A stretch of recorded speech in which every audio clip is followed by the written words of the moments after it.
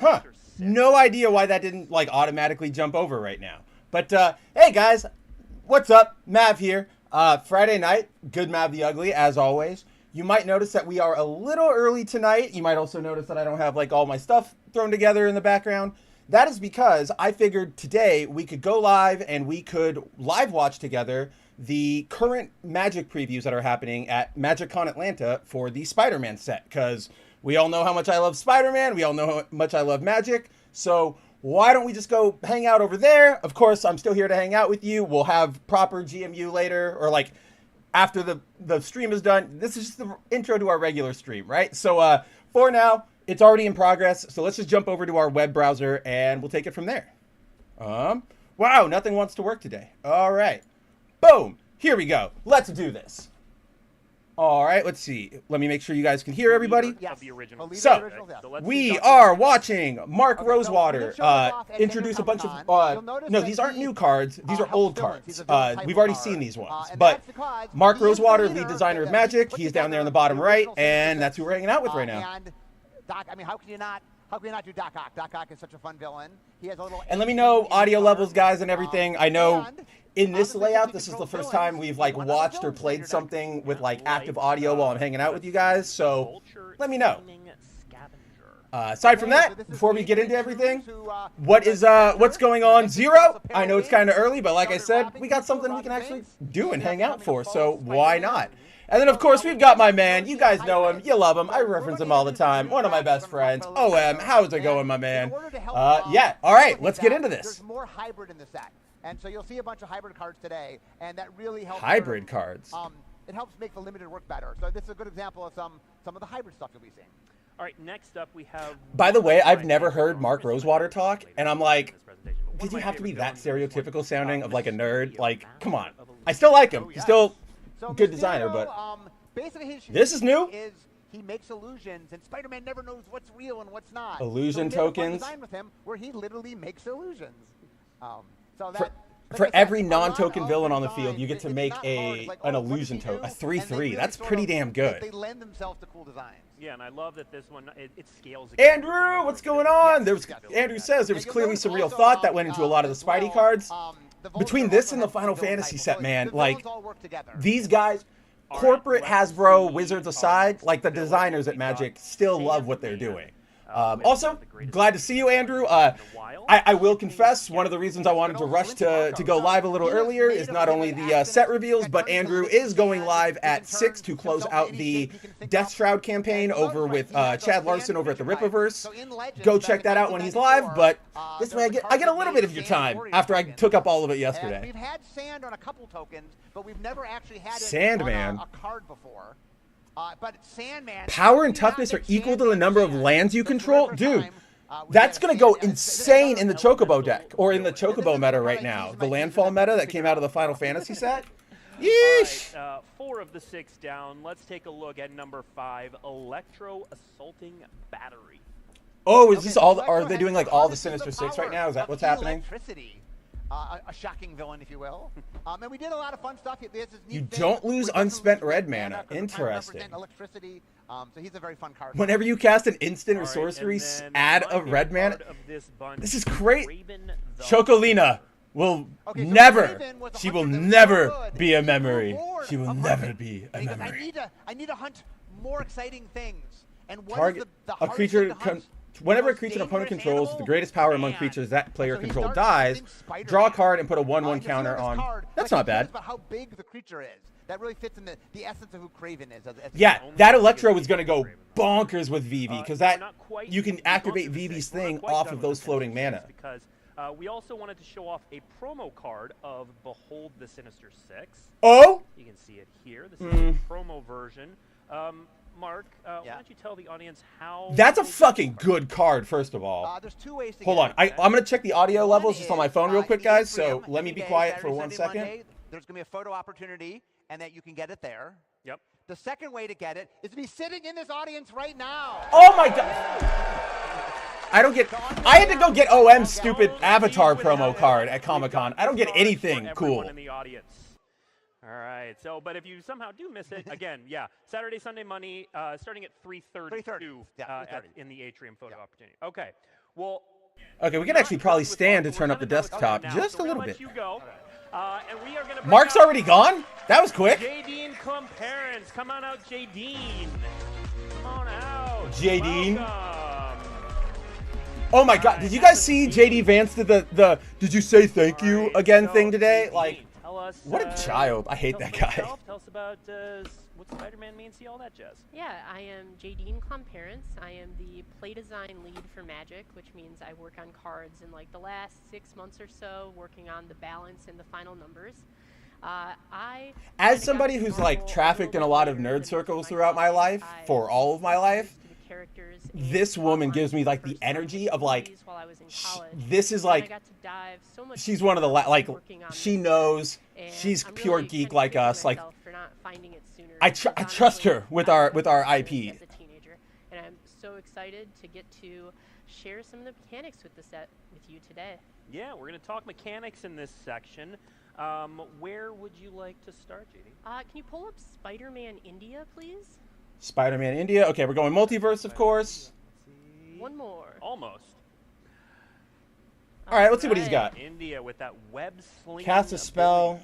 Yeah, so one of the great things about doing a set all about Spider-Man was getting to make cards. Whenever you cast a for creature so many spell, put a different +1/1 Spider counter heroes on to target kind creature of you show off the control. whole It breadth gains of the flying until Spider-Verse. end of turn. And one of the things we knew we I don't were really going roll to this want to this do color was combo have a lot. White and mechanic to green. represent If I'm using them Spider-Man's together, webs. it's As in far a as 5 powers color, right? go, Also, webs holy shit, why did they give Spider India kicks? and just Like, kind of I was talking about this so with many Andrew different the other ways day, of and Spider-Man, whether it's transportation around the city, so messaging last night on by Foil standard, Variant, Andrew and I were or talking even about this, and if combat you've kind of if you've known me, recreating I talk about the this all the set. time. I And complain we about it. needed to make a mechanic Stop for giving this Spider people put shoes, on many right? different Because Spider as we heroes saw in the that first would Raimi movie, kind of like capture we all knew this the as different as ways comic that fans, but as the Spider-Man world uses learned the with the webs. Raimi movies, So the webs Spidey would like have needs the those little hairs ability like to spiders cast have to cost stick onto effect the of wall. casting a You card. can't get those It through has a different mana shoes. cost, and So it's like always cheaper. Gwen's You original suit where she had like use that the ability ballet and flats, cast it those for were that probably cost. as You far also as you could turn get a away tap with, like creature you fictionally. control,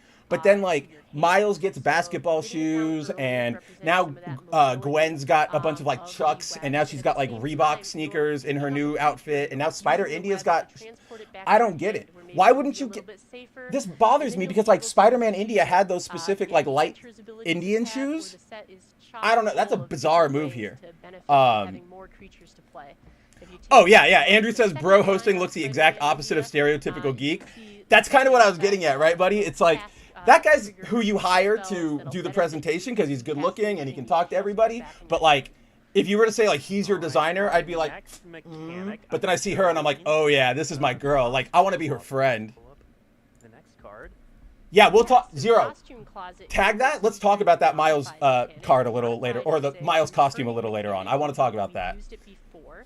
Costume This card is made for me. That are equipped, enchanted, or have Artifact counter enters on with them two are 1/1 considered counters on it. modified. Move a counter from this And artifact we onto a have creature. cards in the set Whenever a that modified benefit creature you for control leaves the having battlefield, It put a 1/1 on represents this all the different artifact. ways, This is like a you mini can roll Ozolith Spider-Man chamber where you can just to keep get a boost moving from having counters right around. here. And Or also, have like, some you guys know technology. me. I love my really alternate love the costumes costume in closet just here, general such a things, but great especially when it depiction comes to of all the Spider-Man. And different like, suits. I can see all the suits I like here. I can see the Future Foundation suit, the All right, we've Kane had two suit, very the hero-focused cards Mark in a row, IV suit. which I makes can even sense. see So the we're gonna, Fantastic Four move suit. back I can to see they villain. even got the dumb And in streamer fact, we suit are back going there. to go, Ugh. with maybe Spider-Man's greatest. Okay, here we go, villain. Norman. Take a look at Norman. Norman is blue. Yeah, Inter so there is a I might have lot even of gone cards landfall. on Like I this might have one. gone green for Norman just to fully go for Transforming theme. modal double-faced cards that we've brought you before and you've seen.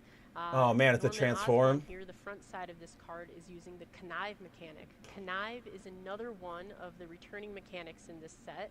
It is representing the Whenever Norman plotting, deals the combat damage to a agency, player, he the connives. ability in the Draw a Spider-Man card, then world. discard a card. If you So discarded a non-land card, while put a Peter 1/1 Parker counter is on it. out in the world doing civilian stuff, the villain are out in the scene planning, and you as the player will get to plot some too when you're using these villain cards. The connive mechanic allows you, and the creature that's performing the action, you draw a card, then discard a card. I will admit Discard a this though. non-land card this It is way, you'll put if you're +1/+1 not a counter Magic on the person, creature. like listening to So the you as the presentation of the soldiers mechanics get your plans is and exceptionally buildings boring. at the same time. This isn't on her. This isn't on any like of the staff or anything. It's just a thing of life, right? Well, and before we see the backside of this card, which I guarantee you can guess what the name of it is, but Grabbing some water. This isn't the art section, but I have to point out, I love this art. I love seeing the Green Goblin in Norman Osborn's reflection.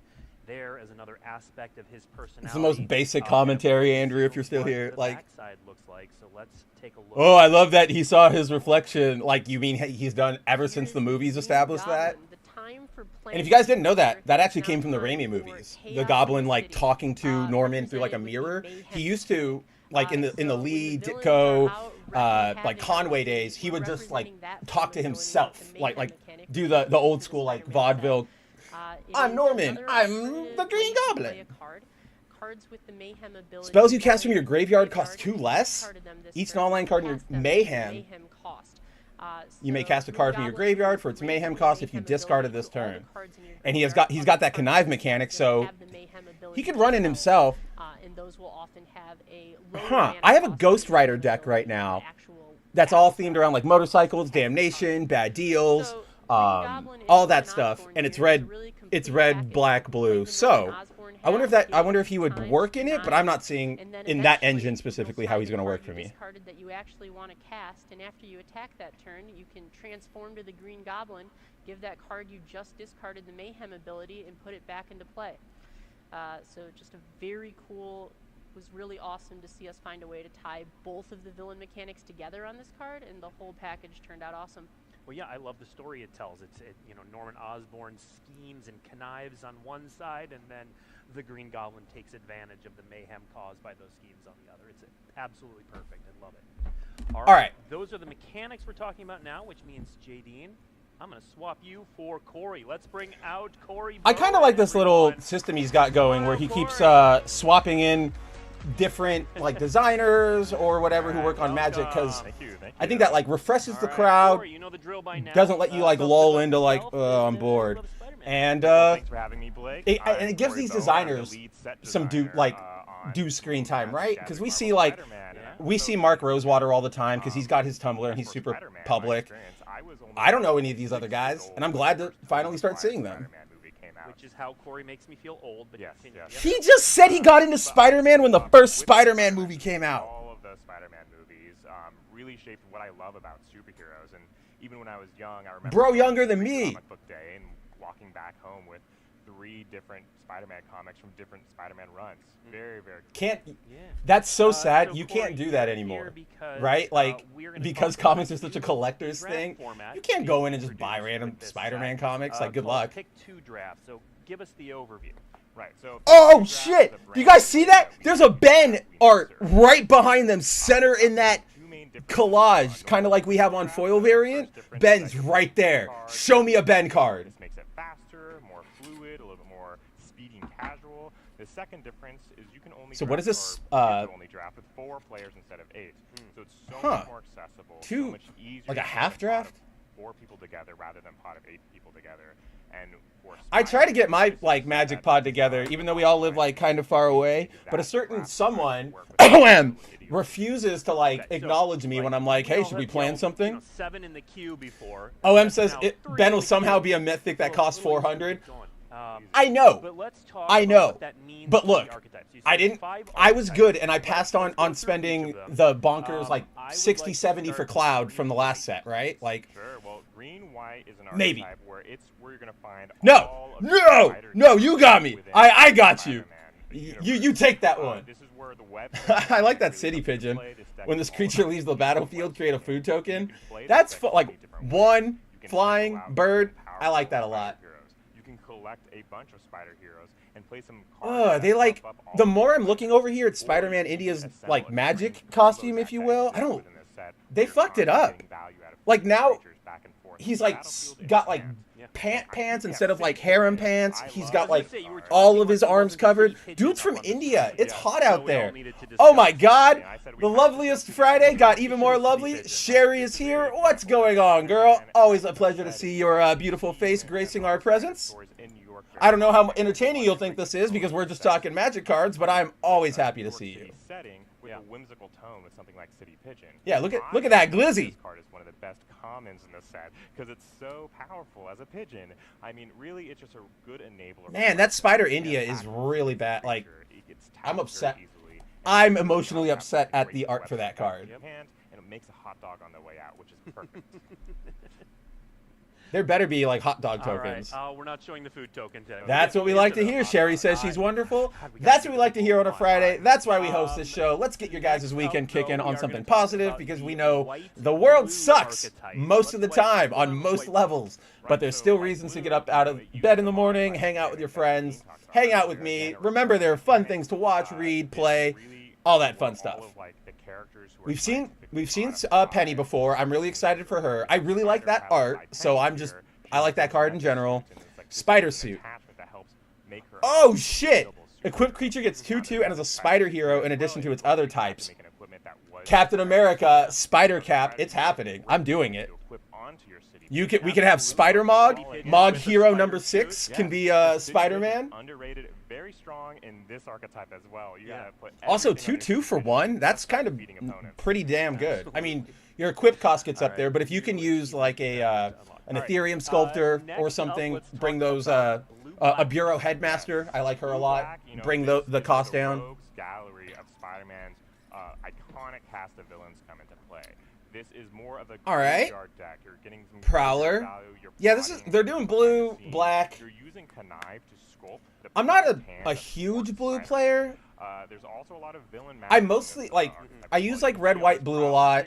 Obviously for Cap. What is that? The Jeskai archetype. But my blues are mostly just for like countering when I run decks. I don't do a lot of like graveyard recursion. I like that Prowler though, and I like that it is like the OG one. Like it's Robbie. All right, next let's go to red green. Right, so finally. That needs a place to put it. All right, we've seen Spider X, but now we've got Rhino. As a huge 7-drop. Holy shit. Spider X from 7-drop Vigilance, Trample, Haste. Whenever Rhino attacks, if you've cast a spell with mana value 4 or greater, draw a card. Great place to remind you. Check out the flavor text, especially for Spider X, but it's been fantastic. 6/7. Continue on. Expensive, but if you can bring them to, like we all know, there are ways to bring characters back from the graveyard, especially in green. Mayhem as cost reduction mechanics. You're going to be Mayhem. Spells with mana value 4 or greater without spending 4 mana turn to turn. So this deck really puts those things together. Spider X is like if you're desperate and you have to hard cast him, I feel like that's a good temporary like let's take a look at our I can't do anything, but I can get a ward 2 or reach trample. That's pretty cool. Okay, see, we've seen that goblin before. Raging Goblinoids. That's there's so many awesome interesting. What are those from? Those look like the ultimate goblin, but I don't remember them ever making multiples. It's been a while since I've read Ultimate, like the original run, so I could be wrong. A new mechanic that harkens back to an older Magic mechanic, Madness, but it's a lot easier. Oh, I never noticed that Green Goblin Revenant's not Norman. It's Harry when he became Green Goblin. That's pretty cool.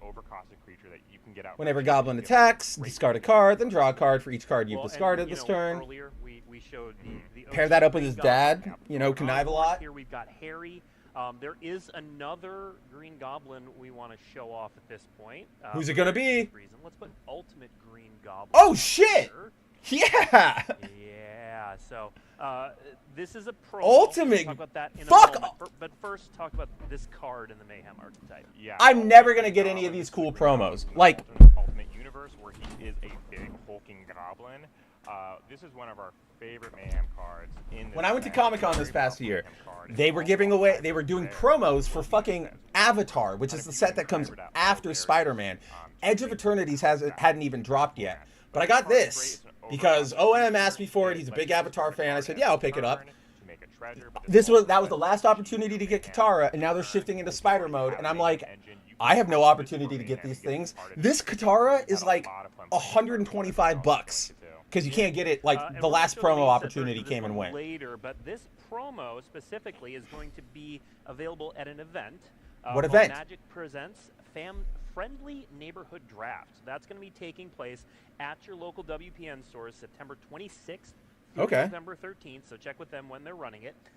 It's going to be the first official opportunity to play the Pick 2 draft format. Oh, cool. Stores. So I just got to go to a store and play an event. That's easy enough. At one of those events, that's all. Just don't lose. Yeah, I was super like, are you gonna do another like mini MagicCon in November or something? But yeah, foil of this Ultimate Green Goblin foil card while supplies last. Foil promo at LGS's as long as they're WPN I'm gonna send you on certified, your way again. We're gonna bring back which out most of them should be. Mark Rosewater So again. I should be able to get a whole of that one, and it seems like since it'll be so common, or like it's given away at such like a common venue, like just at a regular like LGS draft, I can probably snag it for like $5 or $10, right? Like in the aftermarket. Oh, Mark came back. Why don't you introduce yourself as well? Cool. Hi, everyone. I'm Sarah Wassel. I'm a senior art director at Magic. I work primarily on the collectability team. So we like riff and improvise. Oh man, this is the kind of woman who would ruin my life. Cards. I totally forgot this was PAX. I think I've been saying this entire time that it's MagicCon Atlanta. No, this is we're at PAX right now. This is happening this weekend. If you're down, I believe it's PAX West right now. Any kind of art that people can get in their hands right away. Not entirely. Let me look that up. We have the internet at our fingertips. In particular, we have some PAX East. Is that what it is? That is really exciting for comic book No, fans. it is. So we're also It is talking West, this maybe. section I don't know. About the bonus sheet specifically. So Mark, what's going on with Schedule. the bonus sheet in this set? Okay, so one of the things that Magic has always Bonus done sheet. is we have really amazing art. Yeah, this is PAX West. From PAX the very, West. very beginning, we've really valued, being the forefront of amazing art. But one of the things about partnering with people is Marvel is also known for having really amazing West, art. Seattle. And so I just never how knew could we get which one it was. I know there's one early in the year and there's one later in the year. And so the idea is we have a bonus sheet where we took famous reprints and put Marvel art on them. Original Marvel art. When I say original, I mean from the comics. Yeah. Oh, okay. So we have 7 cards we're going to show you in this section. They're all reprints, all in the bonus sheet, all with this fantastic art. We're going to play a little game. Little audience. Let's play along, We're going to everyone. Art first. Sarah's going to talk a little bit about it, and then I want to hear some guesses for what card you think it is. So let's put our first image up on the screen. Oh, we've already seen this one. OM says, all right, I'm going to the airport. I'll try to be, hey man, safe travels. I know you're headed back home. Safe ride over. Easy time getting through security and all that. Obviously, I'll be going for a while, so if you just want to like pop in and listen or anything, I'll be here. But otherwise, I'll talk to you soon, amigo. So yeah, this card we've already seen. This is the Peter Parker leader, like the legendary creature Peter. Yeah, with the amazing fantasy art. It may take you a couple to get into this, but let's hear some guesses. What do we think this card is? I heard it over here. All right, let's see it. Put it up. Oh, was I wrong? Oh, no, these are actual heroic intervention. Okay. I want to point out, Permanents you control gain hexproof. One of the things Stan Lee did when he made Spider-Man Why is that? was at the time, superheroes were kind of larger than life. Okay. The idea was making a superhero. I hate this, like, look at how, like, there's such a big waste of space here. I know that they're just taking the art from the cover, right? But, like, you could absolutely zoom it in or blow it up. Like, it's so weird that it's so blank. Doesn't feel as epic. This is one of my All right. pairings with the card title. It's Spider-Man No More. So this was from 1967, so we're moving forward in time a little bit. So at this point now the comic book is called Amazing Spider-Man. We went from the character being started to now having his own book name.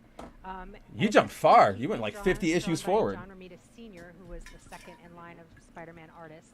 One of the cool things about Romita Sr. is that he had kind of a background in romance comics. I love Romita. He was really good in particular at making the female characters in the Spider-Man universe. Look, if you can see right next to her in that layout, right? Like in the blue background, to her, on our left to her right, that's Ben, as drawn by Bagley.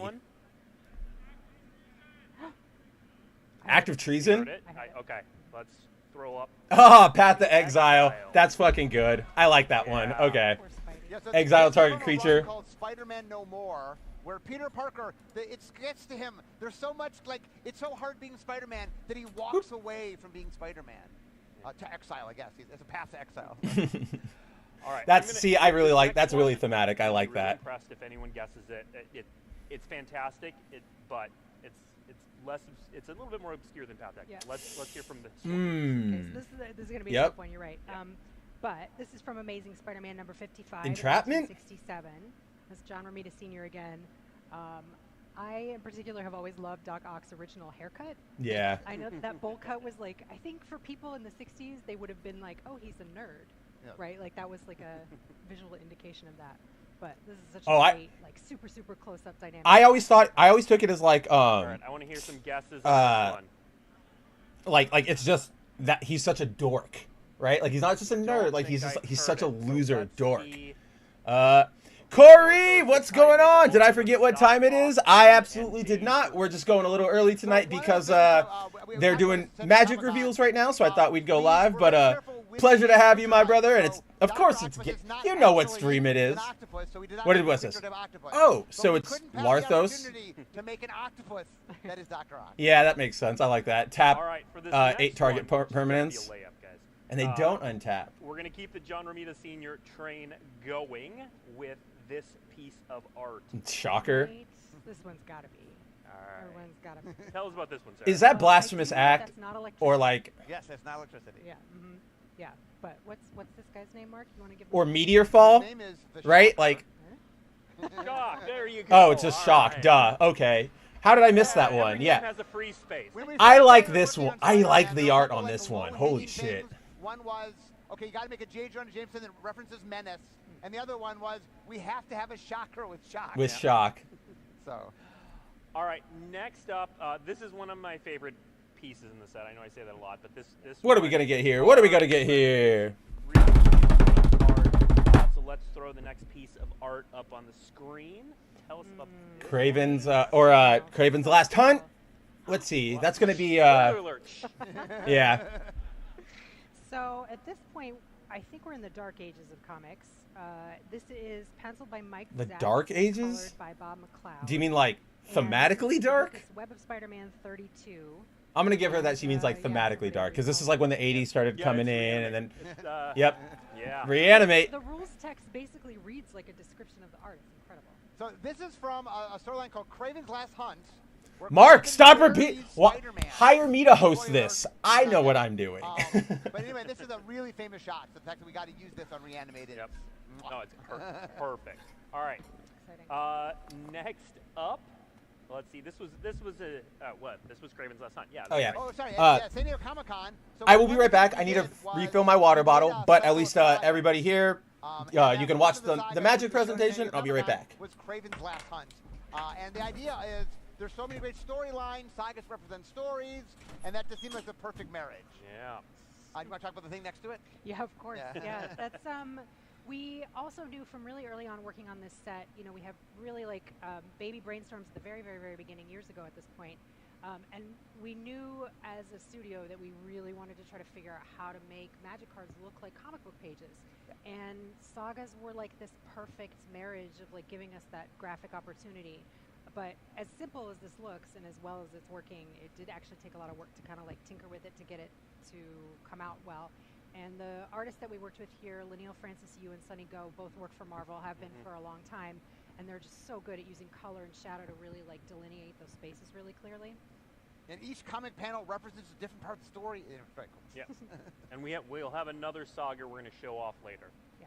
All right, we've got 2 more of these left in our little game. Let's throw, you know, in my youth, this was like the comic book art. Yeah. So tell us about this one. Yeah, so this is Todd McFarlane drawing Spider-Man, and this was like a big moment in the character's design and the design of the webbing even. So Todd McFarlane, you know, he kind of took like a little bit from Steve Ditko from the beginning, where he really like used Spidey's body in really like arachnid kind of ways and really like emphasized that strange physiognomy of what he's like doing as this Spider-Man. He also made the eyes really, really big, and that webbing design in particular is something that's been. Really Ugh, I want this one so bad. McFarlane art, Guesses Spidey. on this one. Yes. Yeah, There you go. Arachnogenesis. Nice. That's good. Create So spider tokens. One of the things we were trying to do is cover a lot of different eras. This is a really fun era of Spider-Man where they get into like the mythos of what it means, the spider totem, and like was the spider an accident? Or was Dude. it destined to bite him? And so this is a really Mark, fun story. that All that right, is for our so final far one, from we're what actually this moving is. forward in That time spider quite a totem stuff bit, doesn't start something until a like little bit more 2004. recent. So let's throw the next And art up there. that Yeah. Todd goes on Spider-Man in like One of my '92. favorite character designs of all time. Dude, Stegman art?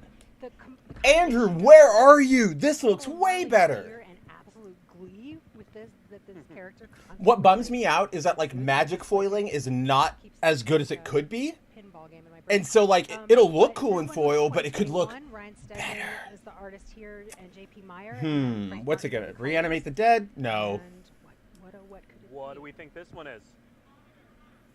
Demonic tutor? Do not be a demonic tutor. Please don't be that. It's gonna be so expensive if it's a demonic I tutor. don't think I've heard it, but let's throw it up there. What? Skithrix the Blight Dragon? Also known as Venom King in Black. Yeah, the idea of making a venomous Venom. I is like cool this. to pass up on, so. Venom gains haste All and then right, now regenerate these Venom. are the only one. This is the last one we've shown for today, but Sarah, there are For going to be more today? classic comic book artists included in this. Yeah, right? there are Hey, many Shinkai! What's going on, buddy? Magic cards, Always a pleasure to have you. creating the art like Mark Bagley, Mobius, Eric Larson. Mobius Sarah is getting a Kelly, card? Just like chock full of these amazing. I want a artists. fucking If you're Mobius a card, fan man. Of Spider-Man artists, like we've got them in spades. All right. Okay, so people are going to want those bonus cards for sure. But we Yes. have a range of collectible and cool designs Uh-oh. we've done to create really cool cards. Here's where why don't Spencer we starts walk losing us his through mind and some starts of the like new and shiny piecing out things Yeah, to sell so on the we have highway, our like the five side of the highway, so I one can of the afford most them. powerful objects in this universe. Oh, Soul Stone. I said one of. The Soul Stone. So you have 3 beautiful versions to pick from. I'm sure you'll pull all. Oh, of that's them. interesting. So I haven't So seen one that. on the far left. Yeah, the one on the far. is That's Eternity holding by it. Vulcan Baga, and That's awesome. He mimicked his his original like Mox composition. Yep. right? So we're really Like Mox Magic Pearl and- Marvel like together, chocolate and peanut butter, in a beautiful way. The in-betweener is the one holding that That's- Soulstone, who has like a super sweet color block outfit. I don't. And then Am in I the middle, wrong? We have our Gauntlet version. I'm so you pretty get sure that's- Thanos, you get comic Oh, that style, you okay. get That sweet is the color. in-betweener, I guess. And then on the But I far forget that they're right, both black and is white. where the So most precious whatever. is. You Soul win, Stone, Marvel. like, I'll even stop the stop trying to costume get one is over on nice you. and tricked out with so many print techniques and fancy That's things, so, and it those feels stones are probably gonna look This does beautiful in person. So if you're I'm so familiar with sad the that Headliner program, like this is I'm never gonna have one in my Headliner. hand. There's no way. Those are Only Infinity Stone in this set. That is oh Yes. Yeah. only one in this set. All right. And before we're done, we will do all the Infinity Stones. What else do we have? Before we're Okay, so another done, thing that we've done with original Okay. comic art, in addition to the bonus sheet, in case you guys didn't know, by the way, is that in this we are Spider-Man doing set, classic cover cards where we're taking there's an like a original Marvel cover imprint, right? Like and we are turning the it into Spider-Man set number or like code is the like front side of the card, SPM, you've got and then the some of them are going to have like Parker and MRV or like Parker, MVL. first time And it's that like, he's oh, outfitted by a Spider-Man are we going to ever get in any universe. other heroes That's on this? Are they going to from that reprint the moment, stuff from Secret Lair? he That would be was a nice. Teenager at this time in his like. I depiction of like that Spider-Man Eddie Brock one a lot. But then The Peter Parker one's cool. I like the front with Amazing Spider-Man. But again, because of like the 60s and the sort of low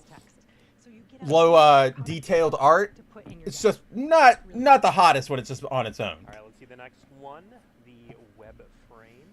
Yeah. So here's a custom frame that we designed for this set. Yeah, This so, is Lucas a frame, Wernk's and done our a in-house or Wernick. designer, Dalton He Panetta, really he's done a bunch of cards. based Or the sorry, let work me on the read. frame on top of Marvel's design. It's really like Lucas Wernick is a Marvel artist. He's done a bunch of art, like a bunch of covers. He's good. I'm just not really jazzed on like these frames, this design.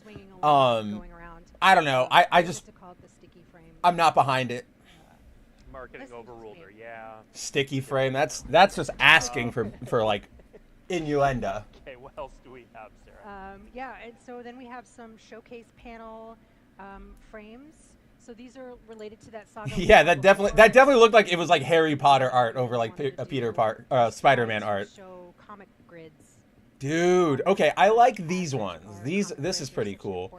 Except like, what is going on with Eddie's artwork up there? His like right arm is like, I don't know, it's weird. His shoes are the same color as his pants. I don't know, very odd. And so these are just, 4 examples. I'm a big fan of that Venom half face, half, so gross. All right, I got another pop quiz for the audience before we moved on to the next part. Oh. Said we were going to reveal another song. Timon says, oh, hey, first of all, Timon, what's going on? He says, sorry I missed foil variant. Went to the doctor and got some bad news. Dude. Well, hey, don't worry about missing the stream. We appreciate you. We still love you. So here's the main set version. I can't even imagine what the news is. If you want to talk about it, obviously we've got the Discord, but I'm just happy to hear from you, man. Yeah, definitely like an Eddie arm hulking out there, like a singular arm.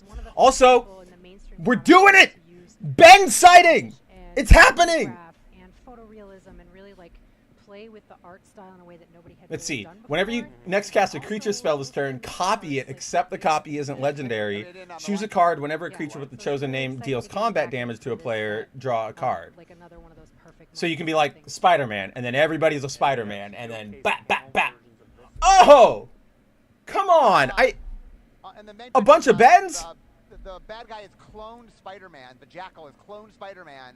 And this is one of my Except I don't know what the hell that like Ben is in panel 2 there. That's a weird looking guy. Peter Parker as he's trying to figure out all the clones, and then we realize that Shinkai says, Norman having the goblin face with the mask behind him, definitely scary in a good way. Yeah, I really liked that goblin card. I liked it better than the Eddie card. And we decided to do sagas. It was a given that we were doing the clone saga. Good. Thank you, Mark. And not doing the clone saga. How could we let you all down? You all knew we had to do it. People have bugged me about this online. Like, you better be doing the clone saga. We did. Guilty. Another thing we did Where's in the Ben? Space is, of course, this is the Spider-Man set. We had to focus on Spider-Man. Yep. So let's start showing this video that runs through. Oh! Okay, we've got Shit, that looks good. the black suit And in the spider armor. This Oh, whole idea shit! was No! A couple of fun things to do. One was using No! bands that weren't in the set. And another is to make And like some of which are in the set. and some of which are in the set. And to also riff on the idea No! of variant covers that comic books do that people get really excited about, right? So there's 8 different Yep.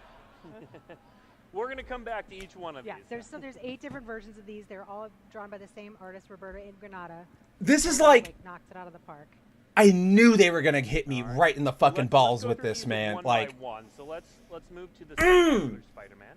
Yeah, so as I was saying, oh, Roberta like Spider-Man, really same card really reprint, wrote but like work with here the because pose different was really suit, important. like, knowing we were gonna riff it 8 times. dude. We needed the logo on the. They Harui Suzumi had this, the Melancholy of Harui. They did it 8 times. Background in the same setting for each card, but the art Man. project, Aliana Rude had this amazing idea to change the time of day and the time of year for the background so that the colors could shift card to card even just a little bit more. I like that idea really, too. Like, set off the suit colors on each variant. Yeah, we're going to see that as we go through, including on our next one, which, Mark, I know is one of your favorites. Which Yes. I think this is one of my favorites. So This one's cool. one of the things that's real fun is the Spider-Man. The black fan is suit. Just, there's so many great moments. So Secret These are going to be Wars was an so event that happened expensive. many That's years kind of ago. why I'm like, no, Crypto please, Beyond, there's a why? bunch of Because heroes like, and villains and they're going to be each other. expensive. But while they were there, They're going to be Spider-Man rare got chase this- cards.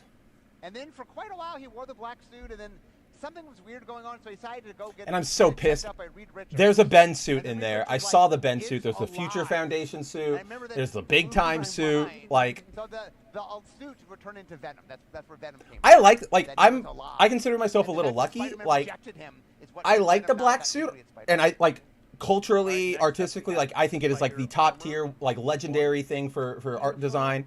The disco I'm suit, cool with it. uh, Like I don't need to rush to in grab it for springtime, I everything. love So the like juxtaposition of the I know Delta it's Style the colors. big They're popular really one, so cool. everybody rushes for it. So like it, next up it's nice for me where I can go like that's cool. mine is the You enjoy. stealth suit. Ugh! Yeah, this is a really cool one. This one's at night, right? Which is a The great way big to time see suit. in New York City, which Why'd you call it stealth suit? That's not what it It's is. a great way to set off the colors of that black suit. And then we have the sensational suit. Ben! Riley looking very, very cool. Yeah! Spidey logo going all the way down. She said it! Or boots. Big fan of that. And then we start getting a little weird with the 6 arms. Right? This one's like the lamest one, That clearly. but I like it because I have a weird sweet spot for a 6-armed Spider-Man. Like that was running like when I was a I'm kid, gonna let you take these or at last least I read a bunch of those. I got my hands on a lot of those comics when I was a kid, so All my stories I have like been it. Fantastic Four. So, And you guys know me and my like time monstrous where body Johnny horror Storm, stuff. Like died, although, spoilers, he didn't. But Spider-Man joined the Fantastic I Four. love the Future And while he was Foundation in the suits. Fantastic Four, they made a special suit called the Future Foundation suit, which was this white suit, which I always really liked, and it matched the rest of the Fantastic Four had white suits as well. But anyway, It can also invert. I wish they had the black like version. And then Then- the audience Nobody remembers favorite. it. Yes. So after they find out that his suit is Venom, Like- he can't wear it because it's Venom. I get that and this is so like a he funny has joke to suit, follow haha, the but like why do Fantastic people keep Four bringing to it get back? home, and he It's puts a not. bag on his head, and they refer to it as the bombastic bag. Yeah, the bombastic So, bag man. Anyway, it's fun. How do we not do the bombastic bag man? It's also the most unrealistic one because his feet are bare and clean, which is impossible. If he's running around the rooftops in New York City, that's not a thing. What? We knew you'd like this one. And so Except while we're talking he's about specifically collectibles, going from the Baxter building I'm home. really excited about, He's not patrolling. this up on the He would have screen, clean we feet. got a comic to give away. N- with Aw, an that's exclusive there. Cover featuring Bagman. Whatever. Mark Have it. People's comic. There are 2 ways to get this. Again. The first is you can go to our booth, Yep. and while supplies last, you can get one at the Wizard of the Coast booth in the Arch. Saturday, Sunday, and Monday. Saturday, not Sunday, not Monday. today. Yep. And also while you're there, you can get a Welcome down. welcome deck for Yep. Spider-Man. I want the welcome decks. Just sell them to me. To be right here. I never get to be in the stage in the crowds for these cool things. Absolutely. We're glad you're here.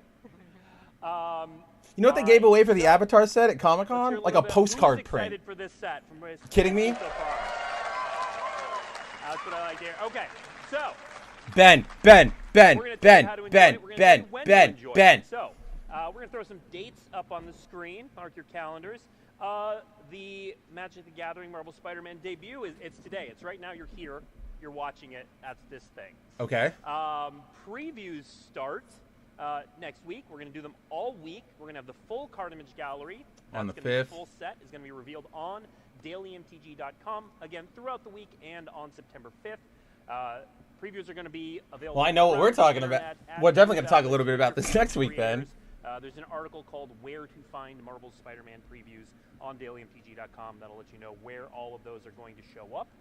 Or you can just wait till the 5th and take in the whole thing. Next, we have a slew of cool events. First up, Pre-release. So at your local WPN Game Store pre-release events. Disney Store launch event. 18th through 25th. And if you happen to live near a Disney What is this? Store retail location in Times Square, London, Disney World, Florida, or Disneyland, California, or if you want to make a trip, there's going to be a special launch event at those locations on September 19th. Going to be very cool, something we've never done before. Really excited for those. Anything special And there? then Like, the should there be a global reason I go there? Everywhere you can buy Magic. I can go to the You can Disneyland one. Pick up this set on September 26th, but it doesn't end there, because we are celebrating this set with a number of events. So Magic Academy, for those who don't know, is a great way to learn how to play Magic. So if you're one of those folks in the audience or watching at home who's really This is too loves much. Spider-Man, huge fan of Spider-Man, but you've never tried Magic before, check with the local game store when they are running these Academy events. They're going to be taking place September 26th through November 13th. Great way to learn. It's like almost a And then, month. It's of like 3 course, weeks. We are going to be at MagicCon Atlanta. Yeah, I'm going to be there. We're going to be there. We're all going to be there. September Woo! 26th through 28th. If you've never been Like, to a MagicCon, I don't care if amazing. it's just an event. Show me Playing what's Magic gonna be everywhere there. Be and like, this is the Marvel promo card for here. all This is what we're over. doing here. Like, that's all anybody cares about. That's Play all we're waiting for. Standard event. We have 2 Spotlights, Magic Spotlights. So these are large, Baltimore? in this case, standard tournaments. They're taking place in Baltimore and Liverpool. In October 24th England for Baltimore, and October 31st through November 2nd in Liverpool. And finally, intended a little bit, Spider-Man: The Final Battle. Now this is, what is this? November 1st through 9th is a new event. So this is for aimed at our competitive players. These are running November 1 through 9 in WPN store. So check with your local game store. It's going to be a standard constructed event, and it's going to have the winner of the event is going to receive a special variant cover copy of the Amazing Spider-Man #1, 2025. Oh, boo! And we're going to reveal Boo, Joe Kelly, boo! What that comic looks like later this week. Okay, yeah, not boo. Just that run is... Joe Kelly's good. That run is just kind of crap. Where to play Marvel Spider-Man. That's going to show off what that comic looks like. But look for the final battle at a local game store near you. We're almost done, but I didn't say we were done with reveals. Because we're not. Right. Keep showing us stuff. We've got a secret to share with you. A secret layer. We've used that all the time, but we're going to keep using it. Oh, here come the secret layers. All right, let's take a look. Why don't you tell us what we are looking at here? Ooh, So I like that. place we did this in the set. Fuck yeah. Well, in the secret layer, yeah, that's what I mean. We made a series of cards that look like front covers of the Daily Bugle. I like. I love when we do this, where we try to make a magic card. Choose 2 target players. Each of them searches their library for a card, then shuffles and puts that card on top. Look at that. Look at that. Group hugs. Everybody's group hug is about to pop off. There's all these like fun little like Easter eggs all over the place of like different text, as well as the type line gets moved around to like mimic like. I love that like red, like the sorcery. Like I miss old newspaper layout design. Before the digital age. Oh, these rule. There's a blasphemous act. Of course there was going to be a blasphemous act. How is there that's like in every set. You've got to have like your meteor fall. Like. So once we created this set, we kind of retconned our own art to make it all look like this, so there was continuity through the set. Oh, so in the main set, when you see the Daily Bugle in art, it's going to look like that. Very cool. Yeah. That's so. I want these cards. These they come in foil or in non-foil. Of course. They are available as part of the Marvel Spider-Man Super Drop. Yeah, so they're going to be more. Well, where's the rest of them? Super Drop. If you want where's the rest of more them? Details about this one, about that entire Super Drop, head to MagicSecretLayer.com and make sure you sign up for. Oh, I was gonna be like right now. All right, that is it. That is all the reveals we have. So thank you, friends, for joining us today. Is the panel done? Audience. Really appreciate you all. Are we paneling out? For being part of this journey. Thank you to Mark and Sarah, and back behind the curtain to Corey and Jadine. I've been your host, Blake Rasmussen. Make sure on your way out, get your comic, get your promo card. You deserve it for being an amazing audience. Thank you. Have an amazing, spectacular, jerks. and sensational day. There we go. Thank you. Damn, that was an amazing closing line, and he unfortunately fumbled it there right at the end. All right, so that is the Marvel Spider-Man Magic reveals for today at PAX East, which is happening right now over in Seattle. If you're joining us late, or you came in about halfway through that, let's see. Let's get back to the main chatting with you guys window. There we go.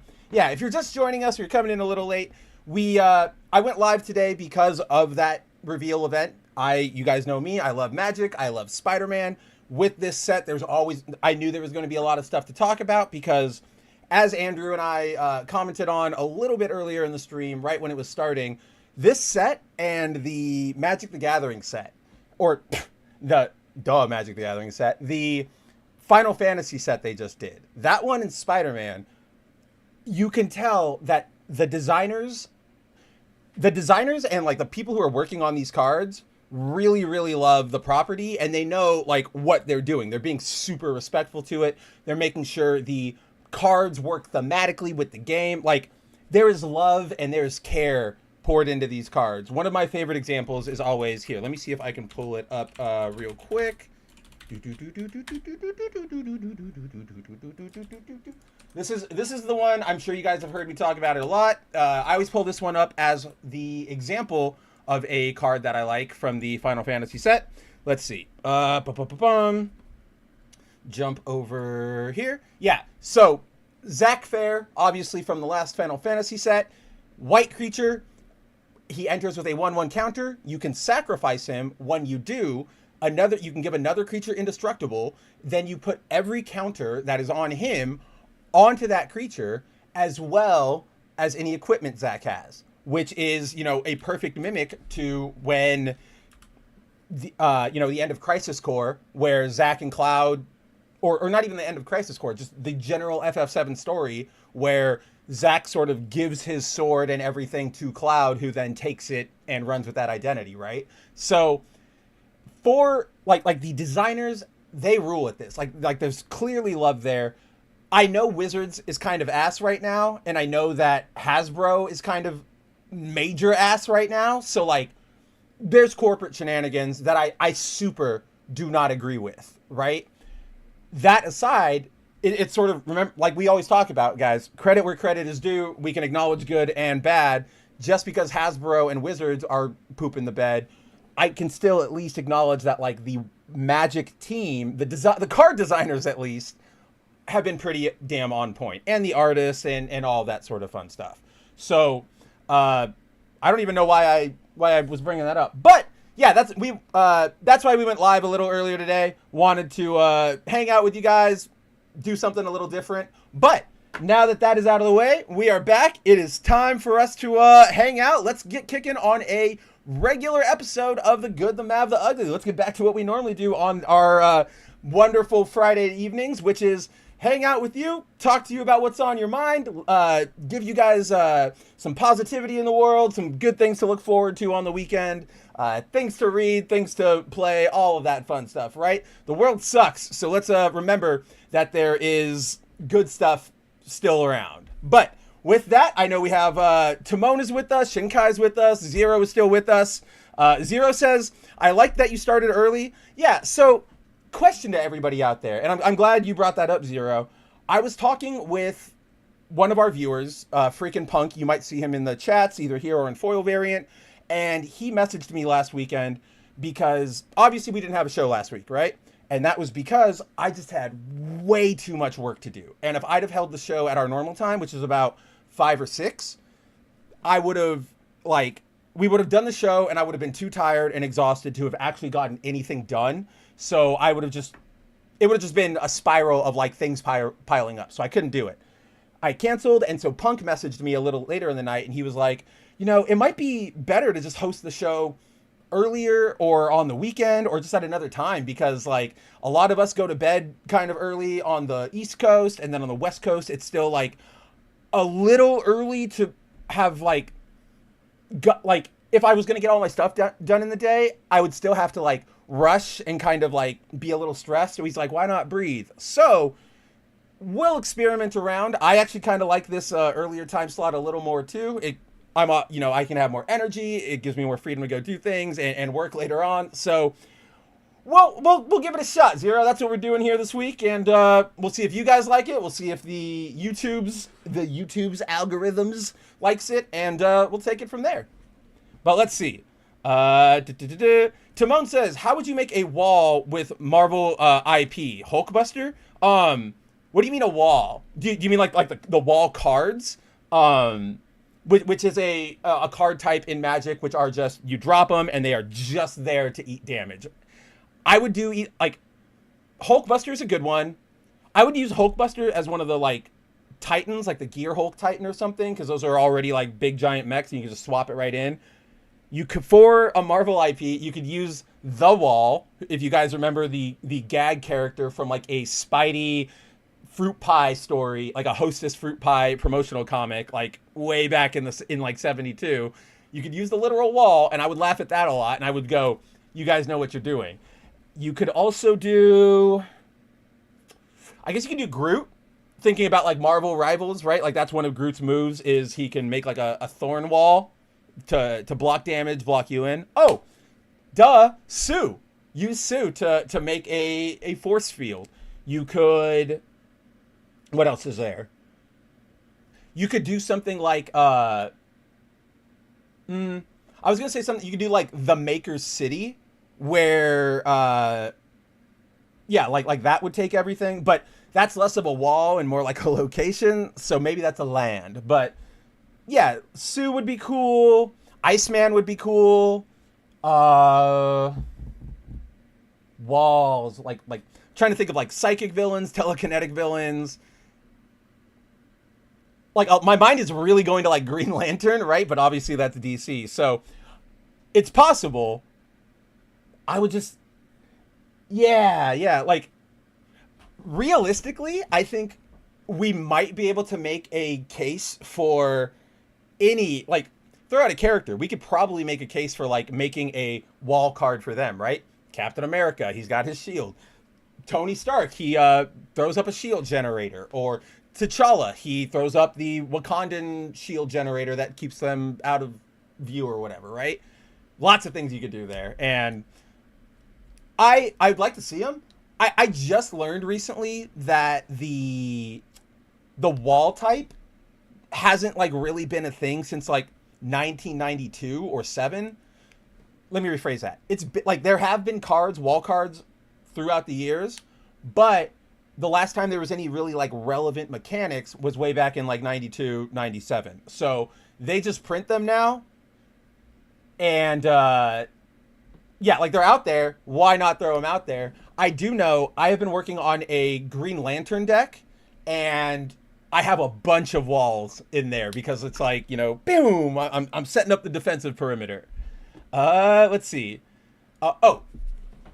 Timon asked, what is the legal, not legal there? Let me jump back over to Web Talk. A bunch of comments just like shot in right now. I don't know why.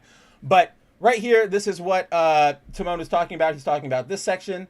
This is just whether the card is legal in that specific format or not. Because lots of these have different little rules. And yeah, it just depending on the format, some cards might work, some might not. Like there's rule bannings where it's like, okay, this card works in standard play, but it won't work in commander play, or like it's not legal in commander play because in that game format it's too powerful.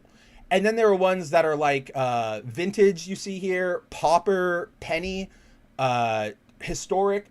These are formats revolving around like specific how do I put this, like types of cards in a meta sense, like pauper. The pauper format is you can't play any card that's like more than I think 10 cents or like 25 cents. Can't remember. Or is it? Yeah, I think it's like, I don't remember what it is, but it's pauper. It's in the name. You gotta make a cheap deck. Penny, kind of the same thing, but it's like you gotta get like the cheap. I think the wall is even lower. So just those. It's not that complicated. But yeah, I love, like, I'm on this website all the time. Like Scryfall, it just has everything we can look at. And yeah, like here are all the old, like the cards we've already seen revealed so far. The Iron Spider Stark upgrade, which is gracing our thumbnail tonight, is a pretty cool one. I really like this Anti-Venom healer one. I like that they're doing, with this set, they're doing like we saw with those alternate costume reprints of Spider-Man. They're doing that with a lot of these cards in the sense of like, so here's Anti-Venom, right? We have Eddie Brock when he first unleashed the anti-symbiote, and he's like like literal Anti-Venom in image. Monstrous, cool, he's lunging at you. But they're also making the exact same card, but it's Agent Anti-Venom, right? And so you get Flash, and he's in his like military ops suit, and I'm like, that's cool. And that they're doing that with this one too, this Iron Spider Stark upgrade. You can have this one where Peter's rocking it, or the promo card where MJ is rocking it. And I really like this MJ promo card, guys. I believe it's I don't remember who was writing it. It might have been Bendis. But the run where MJ goes to work for Tony Stark and becomes like his assistant, like replacing Pepper. Kind of a dumb storyline, really only done for the drama. But in that storyline, Tony gives her the Iron Spider suit because he's like, if you're going to be on my team, like you need protection. And hey, guess what? I have this sitting around and I know, like you're familiar with it. And I kind of always wished she kept it.